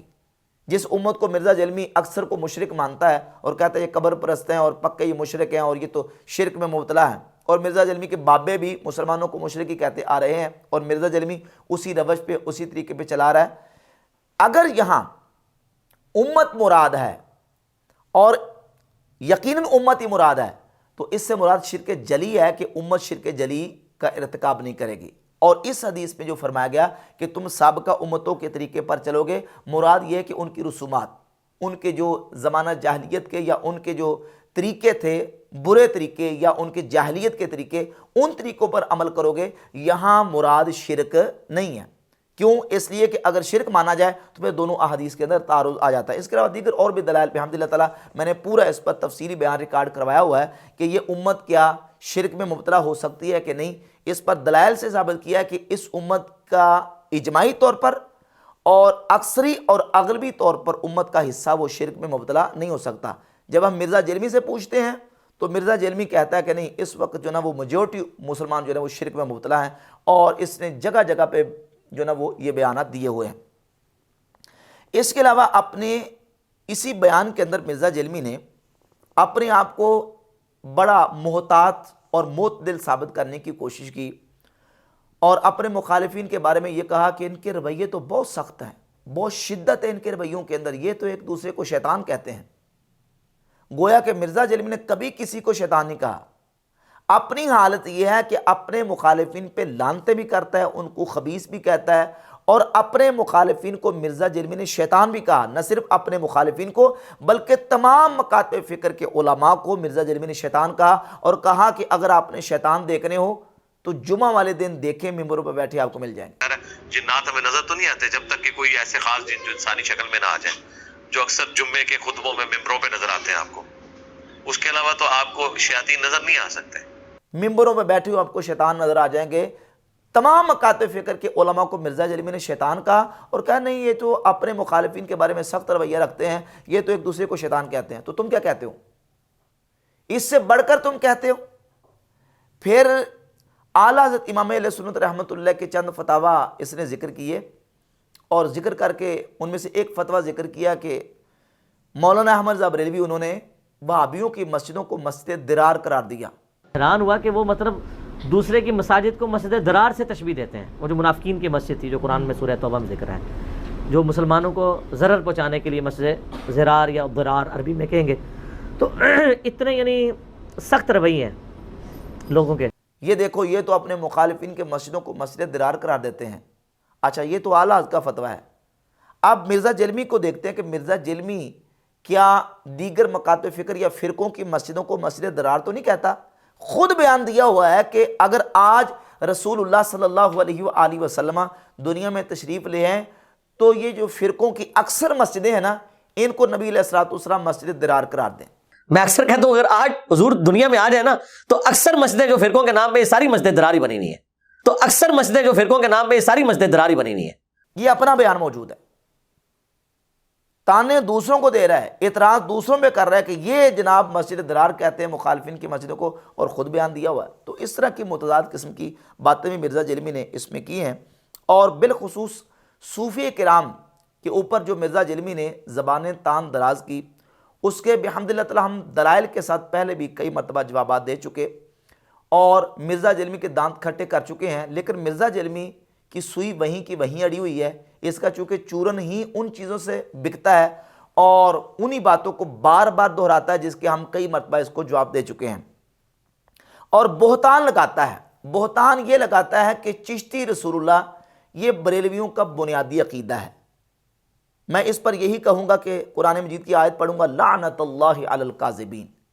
کسی بریلوی مسلمان کا یہ ہرگز عقیدہ نہیں ہے، بلکہ ہمارے امام اہل سنت الشاہ امام احمد رضا خان محدث بریلی رحمۃ اللہ تعالی علیہ نے فتاوی رضویہ کے اندر لکھا کہ جو شخص صرف اتنا کہے نا انا رسول اللہ عربی کے اندر، یا فارسی میں کہے کہ من پیغمبرم، میں پیغمبر ہوں، مراد اس کی جو بھی لے، اس کا معنی جو بھی کرے، یعنی اس کا معنی وہ یہ کہہ رہے کہ میں صرف پیغام لے کے آنے والا ہوں، تو فرماتے اتنا کہنے سے وہ کافر ہو جائے گا۔ یہ ہمارا بنیادی عقیدہ ہے کہ ہم تو یہ لفظ کسی کے لیے استعمال کرنا غیر نبی کے لیے اس کو جائز قرار نہیں دیتے، اور مرزا جلوی اس کو ہمارا بنیادی عقیدہ بنا کے بیٹھا ہے، اور بالخصوص مرزا جلوی نے میرے بارے میں یہ کہا کہ تیرا بنیادی عقیدہ یہ ہے۔ یہ چھوٹو اس مناظرے میں بیٹھا ہوا ہے جس میں اس نے چشتی رسول اللہ کا دفاع کیا، اور یہ چھوٹو نے قیامت والے دن اللہ نے پوچھنا ہے تو جتنی منافقت کرتا ہے، تو نے سبحان اللہ کہا تھا چشتی رسول اللہ کے دفاع کے اوپر، تیرا بنیادی عقیدہ چشتی رسول اللہ ہے، آج تو جتنا مرضی چیخ لے۔ یعنی میرے حوالے سے کہا کہ تیرا بنیادی عقیدہ یہ ہے چشتی رسول اللہ، اس پر میں کیا کہوں؟ قرآن پاک کی آیت پڑھوں گا لعنت اللہ علی الکاذبین، چونکہ مرزا جلوی کو تکلیف اور پریشانی مجھ سے ہے، میں نے اللہ کے فضل و کرم سے دلائل سے یہ بات ثابت کی کہ یہ جھوٹا واقعہ، چشتی رسول اللہ والا واقعہ جھوٹا واقعہ، اور یہ ماننا ہے اس بات کو، کہتا کہ اس نے اس ماڈرن دور میں اس نے چھوٹو نے یہ بات کی ہے کہ یہ کتابیں تبدیل ہو گئی ہیں اور یہ واقعہ صحیح واقعہ نہیں ہے، جھوٹا واقعہ۔ ادھر بھی دھرنے دو، پرنٹنگ رکواؤ، ان کا تو دفاع کرنے کے لیے آ جاتے ہو، کتابیں بدل چکی ہیں، تو مناظرے کیوں کیے تھے پہلے؟ اس ماڈرن دور میں سب سے پہلے وہ چھوٹو نے کہا کہ جی وہ کتابیں بدل گئی ہیں، حالانکہ یہ مرزا جلوی کہ یہ بھی جھوٹ ہے، ہمارے اکابرین نے، ہمارے علماء نے جو نا وہ کتنے سالوں پہلے اس بات کو اپنی کتابوں کے اندر لکھا اور بیان کیا کہ یہ واقعہ سچا واقعہ نہیں ہے، چشتی والا واقعہ۔ یہ دیکھیے، پہلے میں ایک والا پیش کرتا ہوں، مولانا مفتی شریف الحق امجدی صاحب کی کتاب فتاوی شارح بخاری، اس کی جلد نمبر 2 ہے، صفحہ نمبر 154، لکھتے ہیں میرا ظن غالب یہ ہے کہ یہ کسی کا الحاق ہے، بعین ہی یہی قصہ دوسری کتابوں میں حضرت یوسف چشتی قدس سرہ کے بارے میں مکتوب ہے۔ میرا تجربہ ہے کہ جب ایک حکایت من و عن متعدد بزرگوں کی طرف منسوب ہوتی ہے تو وہ فرضی ہوتی ہے۔ ہمارے علماء نے لکھا کہ یہ الحاقی واقعہ ہے، یہ بعد میں کسی نے اس میں ایڈ کیا ہے اور اس میں کسی نے شامل کیا ہے۔ اس کے علاوہ ایک اور حوالہ میں آپ کے سامنے فتاوی حنفیہ سے پیش کر دیتا ہوں، فتاوی حنفیہ کے صفحہ نمبر 43 پہ یہی چشتی رسول اللہ والا واقعہ، اس کے بارے میں لکھتے ہیں کہ کلمہ طیبہ میں محمد رسول اللہ صلی اللہ علیہ وسلم کی جگہ کسی اور کا نام یا نسبت، جیسے چشتی رسول اللہ، اشرف علی رسول اللہ کہنے والا اگر ہوش و حواس میں ہے تو بلا شبہ کافر ہے۔ یہ ہے ہمارا عقیدہ کہ جو یہ کلمہ پڑھے یا کہے کہ یہ درست ہے کہنا، ہوش و حواس میں یہ کہے گا، تو کہتے ہیں ایسا شخص بلا شک و شبہ کافر ہے۔ ہمارے علماء نے لکھا۔ جہاں تک مشائخ چشت کی کتابوں کا تعلق ہے تو ہمارے علماء نے اکابرین نے یہ بات لکھی کہ بہت ساری کتابیں مشائخ چشت کی طرف منسوب ہیں، حقیقتاً وہ ان کی کتابیں نہیں ہیں۔ یہ 400 سال پہلے شیخ عبدالحق محدث دہلی رحمۃ اللہ علیہ اپنی کتاب اخبار الاخیار کے صفحہ نمبر 82 پہ لکھ کے وہ فرماتے ہیں کہ شیخ الاسلام فرید الدین و شیخ الاسلام قطب الدین و از خواجگان چشت ہیچ شخص سے تصنیف نہ کرداست۔ ان مشائخ چشت نے کوئی کتاب تصنیف نہیں کی۔ جس کتاب کا مرزا جلمی حوالہ پیش کرتا ہے اور جس سے ریفرنس پیش کرتا ہے وہ کتاب ہے فوائد السالکین، جو کہ 8 بہشت 8 کتابوں کا مجموعہ اس کے اندر موجود ہے۔ فوائد السالکین کتاب، اس فوائد السالکین کتاب کے حوالے سے امام احمد رضا خان محدث بریلی رحمۃ اللہ علیہ نے فتاوی رضویہ کی جلد نمبر 22 صفحہ نمبر 491 پہ لکھا، فرماتے ہیں دلیل العارفین، فوائد السالکین، تحفۃ العاشقین کا نام لیا اور عبارت نقل نہ کی، جہاں بحوالہ صفحہ عبارت نقل کی وہاں تو وہ سری کذب جری کی راہ لی، یہاں کیا اعتبار ہے؟ اور اگر ان میں وہ مضمون ہو اور بکر نے خیانت بھی نہ کی ہو تو اولاً اسی کا ثبوت درکار کہ یہ کتابیں حضرات منسوب الیہم رضی اللہ تعالی عنہم کی ہیں۔ بہت کتابیں محض جھوٹ نسبت کر کے چھاپ دی ہیں۔ امام احمد رضا خان محدث بریلی رحمۃ اللہ تعالی علیہ وہ تو یہ بات واضح طور پہ لکھ رہے ہیں کہ یہ فوائد السالکین اس کی نسبت ہی ثابت نہیں ہے. پہلے نسبت تو ثابت کرو نا کہ ان کتابوں کی ان بزرگوں کی طرف نسبت بھی ہے کہ نہیں, نسبت ہی ثابت نہیں ہے ان کی. پھر فرماتے ہیں صفحہ نمبر 412 پہ اپنا منہج ہمارا کیا ہے. دیکھیے مرزا جرمی کہتا ہے کہ یہ چشتی رسول اللہ ان کا بنیادی عقیدہ ہے. میں نے بارہا مرتبہ یہ ثابت کیا کہ یہ جھوٹا واقعہ ہے, اور اگر یہ کتاب کے اندر ہو بھی, کتاب کے اندر واقعہ ہونا اس بات کی دلیل نہیں کہ یہ سچا ہے. ہمارا اہل سنت کا منہج ہے سب سے پہلے قرآن, قرآن کے بعد سنت حدیث, اس کے بعد فقہ, اس کے بعد تصوف کی کتابیں. تصوف کی کتاب کے اندر اگر کوئی چیز ایسی آ جائے جو ہماری فقہ کی کتابوں کے خلاف ہو تو ہم تصوف کی اس بات کو تسلیم کرنے کے لیے تیار نہیں. اگر تصوف کی بات فقہ کے مقابلے میں آ جائے وہاں تسلیم نہیں ہے, اور اگر وہ قرآن و سنت کے مقابلے میں آ جائے وہاں ہم کیسے تسلیم کریں گے اس کو. یعنی چوتھے درجے کی جو کتابیں ہیں, چوتھے یا پانچویں درجے میں جہاں بھی اس کو آپ سمجھیں, جب قرآن و سنت کے بعد فقہ کا درجہ آتا ہے, فقہ کی کتابوں کے خلاف اگر تصوف کی کتابوں کے اندر کوئی مسئلہ آ جائے تو ہم فقہ کے مقابلے میں تصوف کی کتاب کا مسئلہ ماننے کے لیے تیار نہیں ہیں, تو قرآن و حدیث کے مقابلے میں کیسے مانیں گے. پھر جو ہمارا اجماعی عقیدہ, قطعی عقیدہ, ضروریت دین کا عقیدہ ہے, اس عقیدے کے خلاف ایسا کوئی واقعہ آ جائے تو ہم اس کو مردود قرار دیتے ہیں, اس کو ہم ہرگز ماننے کے لیے تیار نہیں ہیں. اور قرآن مجید ہی وہ کتاب ہے جو شروع سے لے کر آخر تک مکمل صحیح سلامت کتاب ہے, اس کے اندر کسی قسم کی کوئی کمزوری نہیں ہے. اس کے علاوہ جتنی کتابیں ہیں, ہمارا عقیدہ اور نظریہ ہے, ہر کتاب کے اندر کچھ نہ کچھ ایسی باتیں ہوتی ہیں جو قابل گرفت ہوتی ہیں. حتیٰ کہ حدیث کی کتابوں کے اندر بھی ایسی باتیں موجود ہیں کہ جن کو ہم تسلیم کرنے کے لیے تیار نہیں. صحیح بخاری مسلم سے لے کر حدیث کی ہر کتاب, یہ نہیں کہ جو کچھ اس کے اندر لکھا ہے وہ سارے کا سارا صحیح ہے. کیا مرزا جلمی ان سارے کے سارے کو صحیح مانتا ہے؟ مرزا جرمی تو خود صحیح بخاری کے اندر 6982 نمبر روایت کے اندر جو واقعہ ہے نبی پاک علیہ الصلوۃ والسلام کے اپنے آپ کو پہاڑ سے بار بار گرانے کا ارادہ کرنے والا واقعہ, بار بار گرانے والا جو واقعہ ہے, اس کو خودکشی کا نام دے کے اس کو نبی علیہ الصلوۃ والسلام کی گستاخی تسلیم کر چکا. علی بھائی اگلا سوال ہے کہ صحیح بخاری میں جو آیا ہے کہ نبی صلی اللہ علیہ وآلہ وسلم نے کئی مرتبہ خودکشی کی کوشش کی, کیا ایسی بات پیغمبر اسلام کے شایان شان صحیح معلوم ہوتی ہے؟ کیا ایسی روایات بیان کرنا صراحتاً گستاخی نہیں ہے؟ کیا آپ بھی علی بھائی ایسے آپ جیسے علماء بھی جو ہیں وہ عقل مند لوگ صحیح بخاری کا دفاع کریں گے؟ بات یہ کہ واقعتاً یہ یعنی گستاخانہ چیز ہے. پیغمبر کے بارے میں یہ امیجن نہیں کیا جا سکتا کہ وہ خودکشی کی کوشش کریں گے. یہ صحیح بخاری میں جو حدیث ہے نا, یہ حدیث کے الفاظ جو ہے نا یہ متصل سند کے ساتھ نہیں ہے, اور اہل سنت اس روایت کا دفاع نہیں کرتے. کہا کہ واقعتاً یہ گستاخانہ واقعہ ہے. کس کتاب کے اندر تھا؟ صحیح بخاری کے اندر. اور کون لے کے آئے؟ امام بخاری لے کے آئے.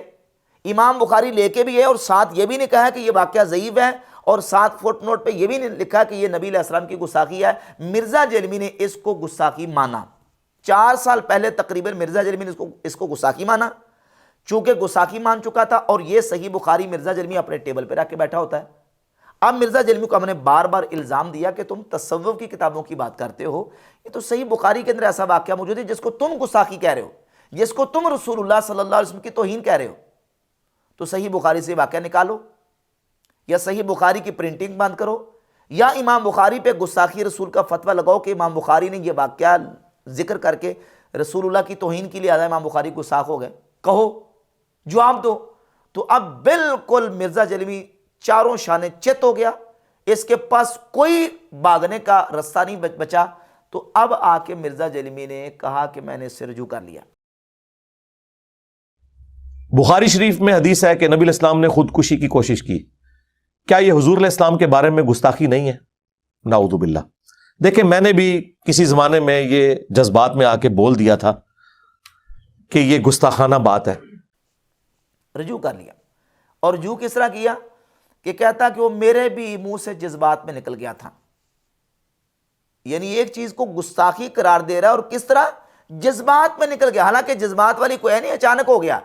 باقاعدہ اس نے کلپ ریکارڈ کروایا ہے, باقاعدہ سوال بنایا اور سوال بنا کے اس کا باقاعدہ جواب دیا، پوری تفصیل کے ساتھ جواب دیا، اور اس کو بالالتزام اس نے بالقصد اس کو گستاخی کہا، اور اب چونکہ بالکل جواب سے تہی دامن ہو چکا تھا تو اب کہتا ہے کہ وہ میرے بھی منہ سے جذبات میں نکل گیا۔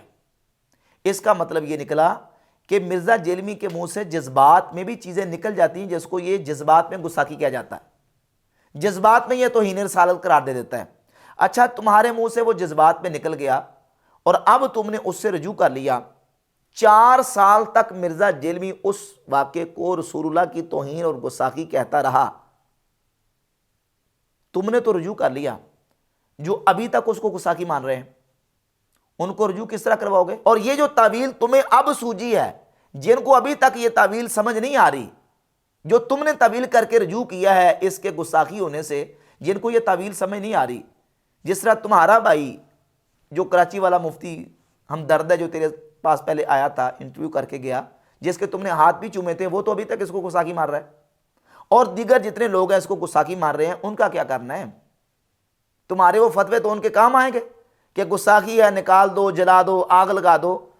اس طریقے سے مرزا جیلمی کاروائی کرتا۔ اب چونکہ چاروں شانے چیت ہو چکا ہے، اس کے پاس کوئی حل نہیں تھا، تو کہہ دیا کہ میں نے اس سے رجوع کر لیا، میرے جذبات منہ سے نکل گیا تھا۔ اور رجوع کیسے کیا؟ اصل میں اس کو ماننا تھا کہ رجوع مجھے کروایا ہے مفتی راشد نے، وہ اس نے ماننا نہیں ہے، وہ اس نے تسلیم نہیں کرنا۔ کہتا جی میرے ایک شاگرد ہیں، انہوں نے مجھے بتایا اور فوراً میری عقل میں ان کی بات آ گئی، اور میں نے کہا ہاں نہیں، اس میں طویل ہو سکتی ہے۔ طویل کیا ہو سکتی ہے کہ دیکھیے قرآن پاک میں کہ یوسف علیہ السلام نے بھی عورت کا قصد کیا، تو یہاں بھی نبی علیہ السلام نے قصد کیا تھا لیکن کام کیا تو نہیں ہے نا۔ حالانکہ اس واقعے کے اندر موجود ہے کہ رسول اللہ علیہ السلام نے اپنے آپ کو پہاڑ سے گرانے کا ارادہ فرمایا، اور جناب جبریل علیہ السلام آ کے حضور کو روک دیتے تھے۔ یہاں تو کوشش کی ہے، کوشش کی کا ذکر ہے، اور وہاں ہے کہ حضرت یوسف علیہ السلام قصد کر لیتے، لولا الرآ برہان ربہ، اگر اپنے رب کی برہان نہ دیکھتے تو قصد کر لیتے۔ تو یوسف علیہ السلام نے تو اپنے رب کی برہان دیکھی، لہذا قصد نہیں کیا، اور یہاں قصد کیا، تو دونوں واقعات ایک جیسے کیسے ہو گئے؟ اس دوسرے واقعے سے تم جو نا وہ کس طریقے سے اس کو ڈیفینڈ کر سکتے ہو؟ جو مرزا جیلمی نے تعویل کی ہے وہ تعویل بھی مرزا جیلمی کی اس واقعے کے حوالے سے بان نہیں پڑی۔ تو بہرحال اس نے گستاخی مانا۔ اور اس کے علاوہ ایک اور کتاب اس کے سامنے پڑی ہوتی ہے، مشکات المصابیح، بالکل ٹیبل پہ سامنے رکھی ہوتی ہے۔ مشکات المصابیح میں ایک روایت ہے، من تعزّ بعزاء الجاہلیت فاعدوہ بہنئبی ولا تکنو، جو جاہلیت کے نسب پہ فخر کرے تو اسے کہو کہ اپنے باپ کا اعلیٰ تناسل کاٹ کے منہ میں رکھ لے اور کنایا نہ کرو۔ یہ مشکات المصابیح کے اندر روایت موجود ہے، اور یہ امام بخاری بیہن ابی کے لفظوں کے علاوہ الادب المفرد میں لے کے ہے، اور امام احمد ابن حنبل مسند احمد ابن حنبل میں لے کے ہے۔ اس روایت کے بارے میں جو کہ مشکات المصابیح کے اندر موجود ہے، ناصر الدین البانی نے سلسلۃ احادیث صحیحہ میں اس کو صحیح قرار دیا، اور وہابیوں کے درجن کے قریب علماء کے حوالے پیش کر سکتا ہوں جنہوں نے اس روایت کو صحیح قرار دیا ہے۔ مرزا جرمی اس کے بارے میں کہتا کہ اس روایت کو صحیح مانے اور بے ایمان ہو جائے، یہ رسول اللہ صلی اللہ علیہ وسلم کی توہین ہے، یہ روایت اللہ کے نبی کی گستاخی ہے۔ مسند امام احمد اور الادب المفرد کہ نبی صلی اللہ علیہ وسلم نے فرمایا جو شخص اپنے نسب پر فخر کرے اس کو کہو کہ اپنے باپ کا عضو تناسل کاٹ کے اپنے منہ میں رکھ لے، اور یہ بات کنائی سے نہ کرنا، ڈائریکٹ بات کرنا۔ اس حدیث کو احمد بن حنبل نے ضعیف تو کوئی نہیں کہا ہوا، سند نقل کر دیا، حکم کوئی نہیں لگایا ہوا، تو مانے بے ایمان ہو جائے اس حدیث کو مان کے۔ اچھا، مشکات المصابیح میں تو یہ گستاخی آ گئی، اور امام خطیب تبریزی نے اس کو ذکر کیا۔ مشکات المصابیح کو تم انسائکلوپیڈیا قرار دیتے ہو حدیث کا، امام تبریزی نے اس کے بارے میں ایک آدھا لفظ بھی نہیں لکھا کہ یہ گستاخی ہے، توہین ہے۔ ہاں، زبیر علی زئی نے اس کو ضعیف بعد میں لکھا ہے، البتہ ناصر الدین البانی نے اس کو صحیح قرار دیا ہے۔ جو صحیح مانے وہ اپنے ایمان کا بیڑا گرک کر لے، تو اس کو صحیح مان کے ناصر الدین البانی نے اپنے ایمان کا بیڑا گرک کر لیا ہے، کیونکہ اس نے اس کو صحیح مانا ہوا ہے، اور درجن کے قریب وہابی علماء کے حوالہ جات موجود ہیں کہ انہوں نے اس حدیث کو صحیح مانا ہوا ہے۔ اور یہ کس میں موجود ہے؟ مشکات المصابیح کے اندر موجود ہے، جو تیرے ٹیبل کے اوپر پڑی ہوتی ہے۔ تصوف کی کتابیں تو ہم ان کو درجہ بعد کا دیتے ہیں، قرآن، حدیث، فقہ، اس کے بعد تصوف کا درجہ آتا ہے، اور حدیث کا درجہ تو قرآن کے بعد آتا ہے۔ اور وہ کتابیں جو تم نے اپنے ٹیبل پہ رکھی ہوئی ہیں، ان کتابوں کے اندر وہ واقعات موجود ہیں، وہ حدیثیں موجود ہیں جن کو تم رسول اللہ صلی اللہ علیہ وسلم کی گستاخی قرار دے چکے ہو۔ تو معلوم ہوا کہ مرزا جیلمی کے مطابق قرآن مجید کے بعد احادیث کی کتابوں کے اندر سب سے پہلے گستاخانہ واقعات موجود ہیں۔ تو تصوف کی کتابوں کے حوالے سے ہمارا منہج بالکل واضح ہے کہ قرآن و سنت کے مقابلے میں اگر تصوف کی کتاب کے اندر کوئی چیز آ جاتی ہے تو وہ ہمارے ہاں بالکل حجت نہیں ہے، ہم اس کو دلیل نہیں بناتے۔ امام احمد رضا خان علیہ رحمہ فتاوی رضویہ کی جلد 22 کے صفحہ 412 میں لکھتے ہیں، ایک مسئلہ اس کا ذکر کیا، اور جو تصوف کی کتابیں ملفوظات وغیرہ اس کے حوالے سے لکھا کہ بعض ملفوظات کہ بعض اولیاء کرام کی طرف بلا سند صحیح متصل منسوب ہوں، ایسے مسئلہ جلیہ واضحہ متفق علیہ کے مقابل ہرگز قابل استناد نہیں۔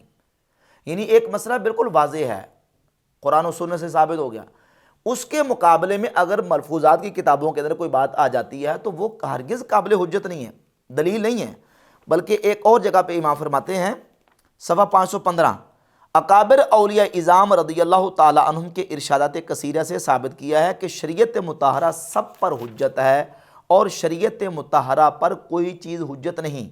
حضرات اولیاء جن کی ولایت ثابت و محقق ہے، ان سے جو قول یا فعل یا حال ایسا منقول ہو کہ بظاہر خلاف شرع مطہر ہو، اولاً اگر وہ سند صحیح واجب الاعتماد سے ثابت نہیں، ناقل پر مردود ہے، اور دامن اولیاء اس سے پاک، یعنی اس کو ناقل پر مردود کر دیں گے، اس کو ہم تسلیم کرنے کے لیے تیار نہیں۔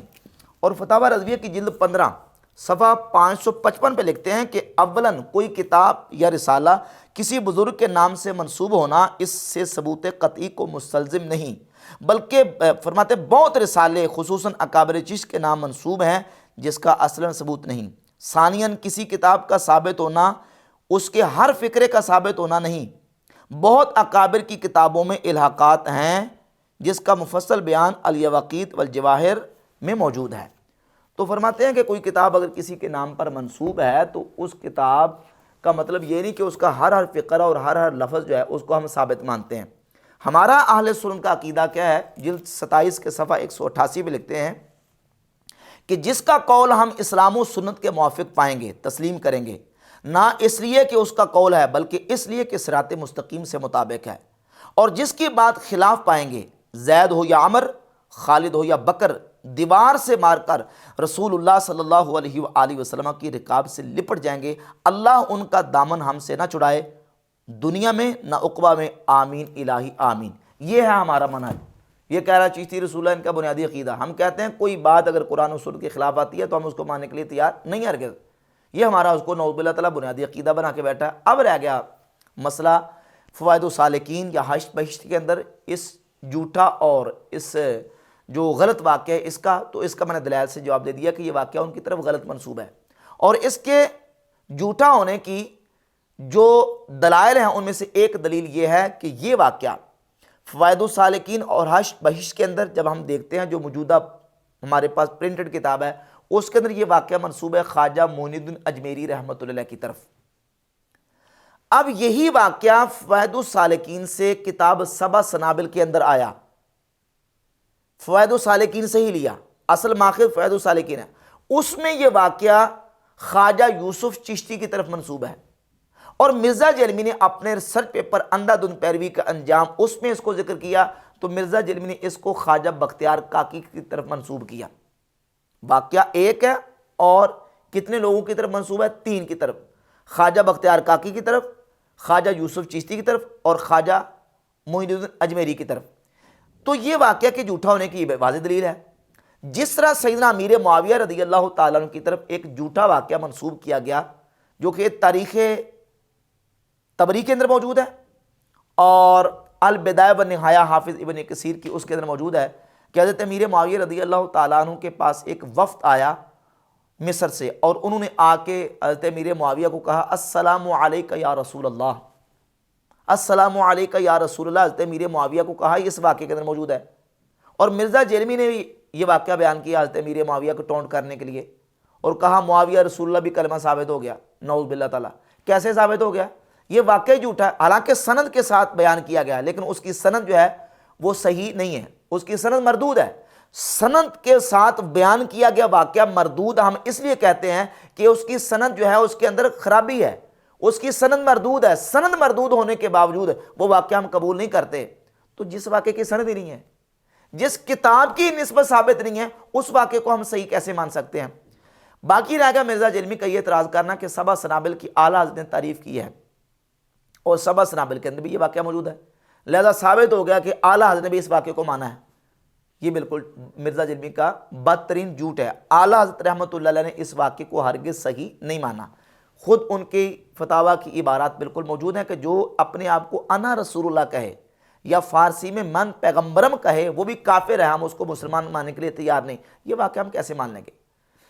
اب اس واقعے کو نہ تو اعلیٰ حضرت نے ثابت مانا، نہ ہمارے جو یہ علماء جن کے حوالہ جات میں نے دی انہوں نے اس کو ثابت مانا۔ مرزا جرمی اس کو زبردستی کہتا ہے کہ یہ بریلویوں کا بنیادی عقیدہ ہے، جبکہ یہ واقعہ ثابت ہی نہیں سرے سے۔ رہ گیا سبع سنابل کی اعلیٰ رحمۃ اللہ کا اس کی تعریف کرنا، تو اس سلسلہ میں نے الزامی جواب مرزا جرمی کو دیا تھا کہ مرزا جرمی نے ایک کتاب کی تعریف کی ہوئی ہے اور اس کتاب کے اندر جھوٹے واقعات موجود ہیں، جھوٹی اور ضعیف روایات موجود ہیں۔ نہ صرف تعریف کی ہے بلکہ اس کے بارے میں یہ کہا ہے کہ نبی پاک صلی اللہ علیہ وآلہ وسلم کی بارگاہ اقدس میں یہ کتاب پیش کی گئی، نبی علیہ الصلوۃ والسلام نے اس کتاب کو پسند کیا، اور وہ کتاب ہے تبلیغی جماعت کے طارق جمیل کی گلدستہ اہل بیت۔ گلدستہ اہل بیت کی مرزا جرمی نے تعریف بھی کی، اور نبی کریم علیہ الصلوۃ والسلام کے حوالے سے خواب بھی مرزا جرمی نے بیان کیا۔ جب مرزا جرمی سے پوچھا گیا کہ اس کتاب کے اندر تو جھوٹے واقعات موجود ہیں، ضعیف روایتیں موجود ہیں، تو مرزا جرمی نے اس کا جواب یہ دیا ہے کہ کسی کتاب کی تعریف کرنے کا یہ مطلب تھوڑی ہے کہ اس کا ہر واقعہ یا ہر بات درست ہے۔ اگلا سوال ہے جی کہ آپ نے مولانا طارق جمیل صاحب کی ایک کتاب ہے گلدستہ اہل بیت، اس کو پروموٹ کیا ہے، حالانکہ اس کتاب کے اندر بھی سیدنا حسین علیہ السلام کی طرف منسوب وہ جھوٹا افسانہ ہے جس میں 3 شرائط کا ذکر ہے، اس حوالے سے آپ کیا کہتے ہیں؟ میرے بھائی میں تو مشکات المصابیح کو بھی پروموٹ کرتا ہوں، اس کا قطعاً یہ مقصد نہیں کہ مشکات کے اندر جو کچھ لکھا ہوا ہے وہ ٹھیک ہے، ضعیف روایتیں بھی ہیں۔ اگر میں آپ کو کہوں کہ کتب ستہ پڑھیں تو اس میں ترمذی میں تو 30% احادیث ضعیف ہے، تو آپ کہیں جی آپ نے ترمذی پروموٹ کی تھی تو اس میں تو ضعیف حدیثیں نکلی، تو میں نے کب یہ کہا تھا کہ ترمذی میں جو کچھ 2 گتوں کے درمیان لکھا ہوا ہے وہ ٹھیک ہے؟ وہ سر ایک ہی کتاب ہے اللہ کی کہ جو 2 گتوں کے درمیان سب کچھ ٹھیک لکھا ہوا ہے۔ باقی اپنی تھیم کے اعتبار سے وہ ایک اچھی ایفرٹ ہے گلدستہ اہل بیت۔ باقی اس میں یہ بھی بتایا تھا کہ مولانا طارق جمیل صاحب کو کسی نے یہ بتایا کہ نبی الاسلام خواب میں آئے ہیں اور انہوں نے اس کتاب کو پسند فرمایا۔ اس کا قطعاً یہ مقصد نہیں ہے کہ نبی الاسلام نے کوئی چیز پسند فرمائی ہے تو اس کا یہ مطلب ہے کہ 100% اس میں سب کچھ ٹھیک لکھا ہوا ہے۔ کسی کو پسند نہ پسندیدگی کا معاملہ 100% نہیں ہوتا۔ اگر آپ کو کوئی بندہ پسند ہے تو کیا آپ اس کی 100% عادتوں کو پسند کر رہے ہوتے ہیں؟ نہیں، چاند ایک باتیں آپ کو اچھی لگ رہی ہوتی ہیں۔ یہ اپنی زبان سے کہا، تو مرزا جرمی کے ہاں یہ بات تسلیم شدہ، اور مرزا جرمی کا یہ مسلمہ ہے کہ کسی کتاب کی تعریف کرنا اس کی ہر بات کی تعریف نہیں ہوتی۔ تو اب سبع سنابل کے اندر یہ جو جھوٹا واقعہ موجود ہے اس کو اعلیٰ کے کھاتے میں کس طرح ڈالا جا سکتا ہے، جبکہ اعلیٰ رحمۃ اللہ علیہ نے اپنا منہج لکھ دیا، اپنا موقع بالکل واضح طور پہ لکھ دیا، اور بحمد اللہ تعالیٰ میں نے دلائل کے ساتھ یہ بات ثابت کی کہ یہ واقعہ سچا واقعہ نہیں ہے۔ اور اعلیٰ سبیل تنزل بالکل آخر اینڈ پہ اگر اس واقعے کو ہم کتاب کی روح تک اور کتاب کی حد تک دیکھتے ہیں تو اس واقعے کے اندر یہ بات موجود ہے کہ خواجہ پر اس وقت کیفیت طاری تھی۔ اس کا بھی مرزا جرمی نے مذاق اڑایا، لیکن ہم محدثین اور ائمہ سے اس بات کے حوالے سے کچھ چیزیں پیش کریں گے کہ غیبت و محو کی حالت میں اگر کسی سے کوئی ایسی بات صادر ہوتی ہے تو اس پر ہم کفر کا فتویٰ نہیں لگا سکتے، اس واقعے کو ہم جسٹیفائی نہیں کریں گے، اس بات کو ہم درست نہیں مانیں گے، البتہ یہ ہے کہ ہم اس پر کفر کا فتویٰ نہیں لگا سکتے۔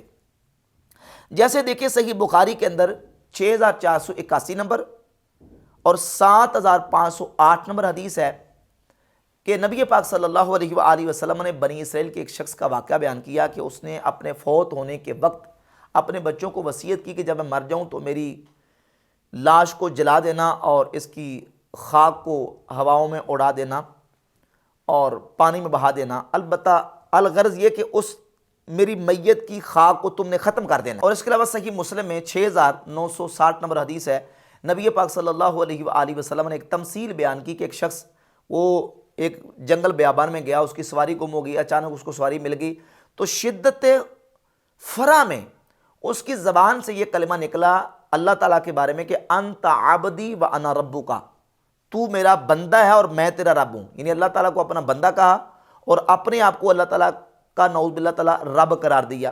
یہ جملہ اس کے کفر ہونے میں کوئی شک و شبہ نہیں, لیکن نبی کریم علیہ الصلوۃ والسلام نے فرمایا اخطأ من شدت الفرح, خوشی کی شدت میں اس کی زبان سے یہ جملہ نکلا اور خوشی کی شدت میں اس سے یہ خطا ہو گئی. ایک سے خوف کی شدت میں خطا ہوئی اور ایک سے خوشی کی شدت میں خطا ہوئی.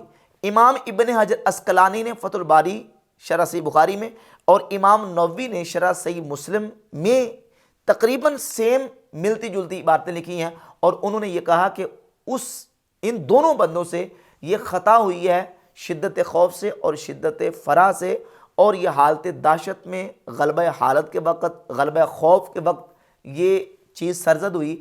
ایسی حالت میں کفر کا فتویٰ نہیں لگتا. امام ذہبی نے سیر اعلام النبلاء میں جلد 10 کے صفحہ 264 پہ جہاں سیدنا بایزید البسطامی رحمۃ اللہ کا تعارف لکھا, تو بایزید البسطامی کے جو شطیات اور ان کے غلبہ حالت کے وقت جو الفاظ ان سے صادر ہوئے اس پر کلام کرتے ہوئے امام ذہبی لکھتے ہیں کہ انہو قالہا فی حال الدہشت والسکر والغیبت والمحو, کہتے ہیں یہ جملے ان سے ایسی حالت میں صادر ہوئے ہیں جو دہشت و محو اور غلبہ حالت کا موقع تھا. ایسی حالت میں کسی سے کوئی چیز صادر ہوتی ہے تو اس پر شرع کا حکم نہیں لگتا اور اس پر کفر کا فتویٰ نہیں لگایا جا سکتا. یہ امام ذہبی کا تبصرہ ہے, امام ابن حجر کا تبصرہ ہے اور امام نووی رحمۃ اللہ تعالیٰ علیہم کا تبصرہ ہے. یہی محدثین کا منہج ہے, یہی علماء کا منہج ہے.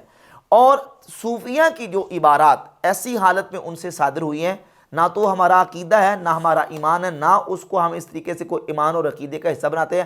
ہاں ان کی ہم یہ تعویل کرتے ہیں کہ ان سے چونکہ ایسی حالت میں یہ چیزیں صادر ہوئی ہیں تو ایسی حالت میں جو چیزیں صادر ہوئی ہیں ان پر ہم کفر کا فتویٰ نہیں لگاتے.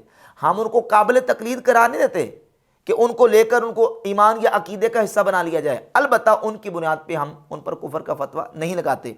اگر کوئی چیز ثابت بھی ہو جائے, جو چیز سرے سے ثابت ہی نہیں ہے, جس کا ثبوت ہی نہیں ہے, اور مرزا جلمی اس بات کو خود مانتا ہے, تسلیم کرتا ہے. جب اس سے پوچھا گیا کہ ان صوفیہ کے بارے میں پھر آپ کفر کا فتویٰ کیوں نہیں دیتے, تو کہتا ہے کہ چونکہ یہ 800 سال پرانے بزرگ گزر چکے ہیں تو اس میں احتمال ہے کہ یہ چیزیں ان کی طرف منسوب کی گئی ہیں تو ہو سکتا ہے کہ یہ ان کی نہ ہوں. عبارت میں فتویٰ لگاتے ہیں اور پھر اس میں یہ بھی چانس ہوتا ہے جو بہت پرانا بزرگ ہو سکتا ہے اس کی طرف کوئی بات منسوب کر دی گئی ہو. ہم نے اس لیے پکڑی ہوئی ہے کہ ان کے جو پیچھے چل رہے ہیں نا لوگ, وہ تو کہتے ہیں یہ انہی کی بات ہے, آن کرتے ہیں, تو پھر ہم ان کو کہتے ہیں پھر ٹھیک ہے, پھر تمہاری پبلک کو ہم بتائیں گے اور بزرگوں سے جان چھڑائیں گے. ہمیں تو ایک بہانہ چاہیے تھا, ہمیں تو مل گیا الحمدللہ. تم کہتے ہو سکتا نہیں ہے, ہم کہتے ہیں یہ ان کی نہیں ہے, ہم کنفرم کہتے ہیں ان کی نہیں ہے. ہمارے پاس ثبوت اور دلائل اور ہمارے ائمہ نے اور علماء نے لکھا کہ یہ ان کی چیزیں نہیں ہیں. تو ان چیزوں کا بحمدللہ تعالی ہم نے دلائل کے ساتھ تفصیلی ایک ایک بات کا جواب دیا ہے. جو دوست تفصیل چاہتے ہیں وہ میری ویڈیوز دیکھ لیں, میں نے ہر چیز کا ایک ایک کا تفصیل کے ساتھ جواب دیا ہے. اس کے علاوہ مرزا جرمی نے سیدنا داتا گنج بخش علی ویری رحمۃ اللہ کی کتاب کشف المحجوب پر اعتراض کیا اور وہی بات دوبارہ دہرائی کہ اس میں نبی علیہ الصلوۃ والسلام کا سکینڈل بیان کیا گیا ہے, اور میرے حوالے سے یہ خبیث کے لفظ بھی بولے, چھوٹو کے لفظ بھی بولے, اور گٹیا قسم کے, اور جو نا وہ مرزا جرمی نے ہلکے لفظ میرے بارے میں بولے. ان کا جواب میں نہیں دوں گا. البتہ جو جواب میں نے دیا الحمدللہ, مرزا جرمی کو ایسے جا کے لگا کہ مرزا جرمی کی چیخیں نکل رہی ہیں. کہتا جی کہ اس نے یہ کہا کہ صحیح مسلم میں بھی ایسی گستاخی موجود ہے. اس کی ایک بریلویوں کے چھوٹے سے بچہ ہے, وہ میں اس کو مفتی بھی نہیں کہتا, مولوی ایک چھوڑا انہوں نے چونگڑا, اس نے تعویل کی ہے. وہ کہتا ہے اس طرح کی گستاخی تو صحیح مسلم میں بھی موجود ہے. تو وہ اس بریلویوں کے اس چوزے نے کہا کہ جی مسلم شریف میں بھی گستاخی ہوئی ہے, تو یہ کیوں نہیں ہائی لائٹ کرتا؟ اب مجھے بتائیں ان دو واقعات کا کوئی تعلق ہے؟ نہ تو میں نے گستاخی کہا اور نہ میں نے یہ کہا کہ صحیح مسلم میں بھی کشف المحجوب کی طرح ہی موجود ہے یا کشف المحجوب کے برابر کا واقعہ موجود ہے. میں نے یہ کہا تھا کہ کشف المحجوب سے بڑا واقعہ موجود ہے. برابر کا نہیں مرزا صاحب, ذرا اپنی اصلاح کر لیں. برابر کا نہیں میں نے کہا کہ کشف المحجوب کے اندر جو جملہ لکھا گیا ہے اس سے بڑا واقعہ صحیح مسلم کے اندر موجود ہے، مسند احمد ابن حنبل کے اندر موجود ہے، اور وہ واقعہ یہ ہے، اور بڑا کس طرح اس کو میں ثابت کروں گا، وہ واقعہ یہ ہے کہ نبی صلی اللہ علیہ وآلہ وسلم نے باہر ایک عورت کو دیکھا، صحیح مسلم کے اندر ہے ان نبی صلی اللہ علیہ وسلم رآ امراتن 3407 اور 3408، اور مسند احمد ابن حنبل کے اندر بھی یہ روایت موجود ہے کہ نبی صلی اللہ علیہ وآلہ وسلم نے باہر ایک عورت کو دیکھا، اور مسند احمد ابن حنبل کے اندر لفظ ہے فَأَعْجَبَتْهُ، پس آپ صلی اللہ علیہ وآلہ وسلم کو وہ عورت اچھی لگی۔ یہ واقعہ کب کا ہے؟ مسند احمد ابن حنبل کے اندر اور صحیح مسلم کے اندر۔ یہ واقعہ کب کا؟ جب حجاب پردہ فرض ہو چکا تھا۔ اور داتا صاحب رحمۃ اللہ علیہ نے جو واقعے کی طرف اشارہ کیا، واقعہ نہیں بیان کیا، صرف لفظ لکھے، وہ واقعہ المستدرک علی صحیحین کے اندر تفصیلی موجود، المعجم الکبیر للطبرانی کے اندر موجود، الطبقات الکبریٰ کے اندر موجود، امام ابن ابی عاصم کی کتاب الاحاد والمسانی کے اندر موجود، ان کتابوں کے اندر وہ واقعہ موجود۔ اور امام طبری نے اپنی کتاب تفسیر طبری کے اندر نہ صرف اس واقعے کو بیان کیا بلکہ اس سے رزلٹ نکالا، اس سے نتیجہ نکالا ہے۔ اور وہ امام طبری جن کو مرزا جلمی کا بابا زبیر الزئی اہل سنت کا بڑا امام لکھ چکا ہے، وہ امام طبری اس واقعے کو ذکر بھی کرتے ہیں، اس سے رزلٹ اور نتیجہ بھی لیتے ہیں۔ وہ واقعہ پردہ فرض ہونے سے پہلے کا ہے، جس کی طرف اشارہ داتا صاحب نے کیا، اس وقت کا واقعہ کہ جب کسی کی عورت اس کے نکاح میں ہوتے ہوئے بھی اگر وہ اجازت دے اس کو پسند کر کے اپنے نکاح میں لایا جا سکتا۔ صحیح بخاری کے اندر روایت موجود ہے کہ حضرت عبد الرحمن بن عوف رضی اللہ تعالیٰ عنہ کو حضرت سعد بن ربیع رضی اللہ تعالیٰ عنہ نے کہا کہ میرے نکاح میں ایک عورت ہے، دو عورتیں ہیں، تم ان میں سے جس کو پسند کر لو گے میں اس کو طلاق دے دوں گا، اور تم پھر اس کے ساتھ نکاح کر لینا ادھر گزرنے کے بعد۔ یہ صحیح بخاری کے اندر اس کا نمبر ہے 3780 اور 2048۔ یہ اس وقت کا واقعہ ہے جس کی طرف اشارہ داتا صاحب نے کیا۔ اور صحیح مسلم اور مسند احمد ابن حنبل کے اندر یہ جو واقعہ ہے یہ پردہ فرض ہونے کے بعد کا ہے۔ وہاں کے نبی صلی اللہ علیہ وسلم کی حضرت زید کی بیوی پر نظر پڑی، اور یہاں یہ ہے کہ نبی علیہ الصلوۃ والسلام کی ایک عورت پر نظر پڑی، فَأَعْجَبَتْهُ، مسند احمد ابن حنبل ہے کہ نبی علیہ الصلوۃ والسلام کو وہ عورت پسند آ گئی، اچھی لگی۔ یہ ہے سنن دارمی، اس کے اندر بھی موجود ہے، اور یہ واقعہ اور کئی کتابوں کے اندر موجود ہے کہ نبی علیہ الصلوۃ والسلام کو وہ عورت پسند آ گئی، اچھی لگی۔ یہ واقعہ تو بڑا ہے مرزا صاحب کشف المحجوب کے واقعے سے، اور پھر جھوٹ بولتا ہے کہ داتا صاحب نے کشف المحجوب کے اندر وہ واقعہ لکھا ہے کہ سیدنا داؤد علیہ الصلوۃ والسلام کی اوریا کی بیوی پہ نظر پڑی، اور پھر اوریا کو انہوں نے قتل کروا دیا، اور قتل کروا کے تو ان کی بیوی کے ساتھ نکاح کر لیا۔ یہ بالکل مرزا جلمی کا جھوٹ ہے، کذب ہے، افتراء ہے کشف المحجوب کے اوپر۔ کشف المحجوب کے اندر ایسا تفصیل کے ساتھ کوئی واقعہ نہیں ہے، ہاں صرف اتنا ہے کہ داؤد علیہ السلام کی اوریا کی بیوی پہ نظر پڑی۔ اور پھر جھوٹ بولتا ہے کہ انہوں نے لکھا ہے کہ نبی علیہ الصلوۃ والسلام اس وقت مدہوشی کی حالت میں تھے، نعوذ باللہ تعالیٰ، العیاذ باللہ تعالیٰ۔ داتا صاحب رحمۃ اللہ علیہ نے شکر کا لفظ لکھا، اور شکر کا لفظ بھی لکھا اور ساتھ اس کا معنی بیان کیا ہے کہ شکر کا معنی ہے غلبہ محبت حق تعالیٰ، اللہ رب العزت کی محبت کا غلبہ، اور وہ حالت جس میں انسان کے اپنے فعل اور اختیار کی نفی ہو جاتی ہے اور بندے کا فعل اللہ کی طرف منسوب ہوتا ہے۔ جو دوست اس کو تفصیلاً دیکھنا چاہیں وہ اس واقعے کو تفصیل کے ساتھ دیکھ سکتے ہیں۔ اس کے علاوہ مرزا جلمی نے سیدنا باعث البستامی رحمۃ اللہ پر جتنے اعتراضات کیے ہیں، ایک ایک اعتراض کا بحمدللہ تعالیٰ جواب میں نے تفصیل کے ساتھ ایک ایک پوری ویڈیو کے اندر دیا ہے، وہ آپ اس کو تفصیل کے ساتھ میری ویڈیوز کے اندر سن سکتے ہیں۔ وہ تذکرۃ الاولیاء کے حوالے سے ہو، باعث البستامی رحمۃ اللہ کی معراج کے حوالے سے جو اس نے اعتراضات کیے ہیں، اور جھوٹ پھر دوبارہ بولا اس نے کہ یہ جو ہیں فزیکلی مانتے ہیں، سر کی آنکھوں سے انہوں نے اللہ تعالیٰ کو دیکھا، حالانکہ ایسی بات نہیں ہے۔ یہ مرزا جلمی کا بالکل جھوٹ ہے۔ جن کتابوں کے اندر بھی یہ بات لکھی ہوئی ہے، صرف صوفیہ کی کتابوں کے اندر نہیں، محدثین کی کتابوں کے اندر بھی، جیسے امام ابن الجوزی کی کتاب صفت الصفوہ ہے اس کے اندر، یا دیگر کتابوں کے اندر، اس میں صرف جو نا وہ منامی طور پر اور روحانی طور پر اللہ کے دیدار کا ذکر ہے، اس میں سر کی آنکھوں سے دیدار کا ذکر نہیں ہے۔ اور ہمارا تو یہ نظریہ عقیدہ ہمارے علماء نے کتابوں کے اندر لکھا، جیسے کہ امام ابن حجر مکی کی کتاب ہے یہ الفتاوی الحدیثیہ، اس کے اندر باقاعدہ صفحہ 200 پہ انہوں نے لکھا ہے کہ جو یہ کہے کہ میں نے سر کی آنکھوں سے اللہ تعالیٰ کا دیدار کیا ہے تو اس پر کفر کا فتویٰ دیا ہوا انہوں نے، یہ ہمارے علماء نے کتابوں کے اندر لکھا ہے. تو یہ اس طرح کے جھوٹ بول کے کارروائی کرتا ہے. اور سیدنا باعث البستامی رحمۃ اللہ پر جو اعتراضات کیے اس کے بھی بحمد اللہ تعالیٰ میں نے جوابات دیے، اور کشف المحجوب کے اوپر جتنے مرزا جرمی نے اعتراضات کی ایک ایک کا جواب ہم الحمدللہ دلائل کے ساتھ پہلے دے چکے ہیں، لیکن چونکہ یہ ہر نئے موقع پر ان چیزوں کو دہراتا ہے. اور امام اعظم ابو حنیفہ رحمۃ اللہ کے خواب کے حوالے سے اس نے جو کشف المحجوب کے اندر خواب ذکر کیا گیا اس کا ذکر کر کے اس کو گستاخی قرار دیا، حالانکہ یہی خواب امام ذہبی نے اپنی کتاب سیر اعلام النبلاء کے اندر ذکر کیا. یہی خواب جو ہے وہ امام ابن عبد البر الاندلسی نے اپنی کتاب الانتقاء کے اندر ذکر کیا. اگر داتا صاحب یہ خواب بیان کرے تو یہ گستاخی ہے، تو پھر تو امام ذہبی بھی گستاخ رسول ٹھہرے، پھر تو امام ابن عبد البر بھی گستاخ رسول ٹھہرے. حالانکہ یہ جو خواب ہے، خواب ہر خواب حقیقت نہیں ہوتا، خواب ایک تمثیل ہوتی ہے. اللہ رب العزت نے تمثیل کے طور پر یہ چیز خواب میں دکھائی، اور پھر امام اعظم اس خواب کو دیکھ کے خوش نہیں ہوئے، بلکہ انہوں نے اس پر افسردگی اور غمی کا اظہار کیا.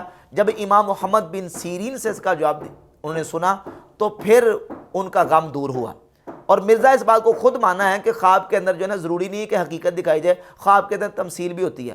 مسند احمد میں حدیث ہے، حضرت ابن عباس کہتے ہیں کہ میں نے ایک دوپہر کے وقت حضور کو خواب میں دیکھا، آپ کے ہاتھ میں خون کی شیشی ہے اور آپ کے بال بکھرے ہوئے ہیں، پرانگدہ حالت ہے. میں نے کہا میرے ماں باپ آپ پہ قربان، یہ آپ کی کیا حالت ہے؟ تو آپ نے فرمایا کہ ابھی جو ہے نا وہ میرے حسین اور اس کے ساتھیوں کو قتل کر دیا گیا، میں صبح سے کربلا میں ان کا خون جمع کر رہا ہوں. یعنی یہ تمثیل کے طور پہ تھا، یہ نہیں ہوتا کہ فزیکلی نبی علیہ السلام وہاں پہ موجود تھے. فزیکلی آپ مجھے خواب میں دیکھیں اور صبح آگے مجھے آپ پوچھیں کہ جی آپ خواب میں آئے تھے، مجھے تو نہیں پتا ہوگا. یہ ایک ڈپارٹمنٹ اللہ تعالیٰ کا ہے جو تمثیل کے طور پہ چیزیں اللہ تعالیٰ دکھا دیتا ہے. تو اگر خواب کے اندر تمثیل ہو سکتی ہے تو یہاں تمثیل ماننے سے کون سی چیز تمہیں مانے ہے؟ تو جتنے اعتراضات مرزا جرمی نے صوفیہ کی عبارات کے اوپر، صوفیہ کے اوپر کیے ہیں، بحمد اللہ تعالیٰ ہم نے اس کے تمام کے جوابات اللہ کے فضل و کرم سے ترکی و ترکی اس کو دیے ہوئے ہیں.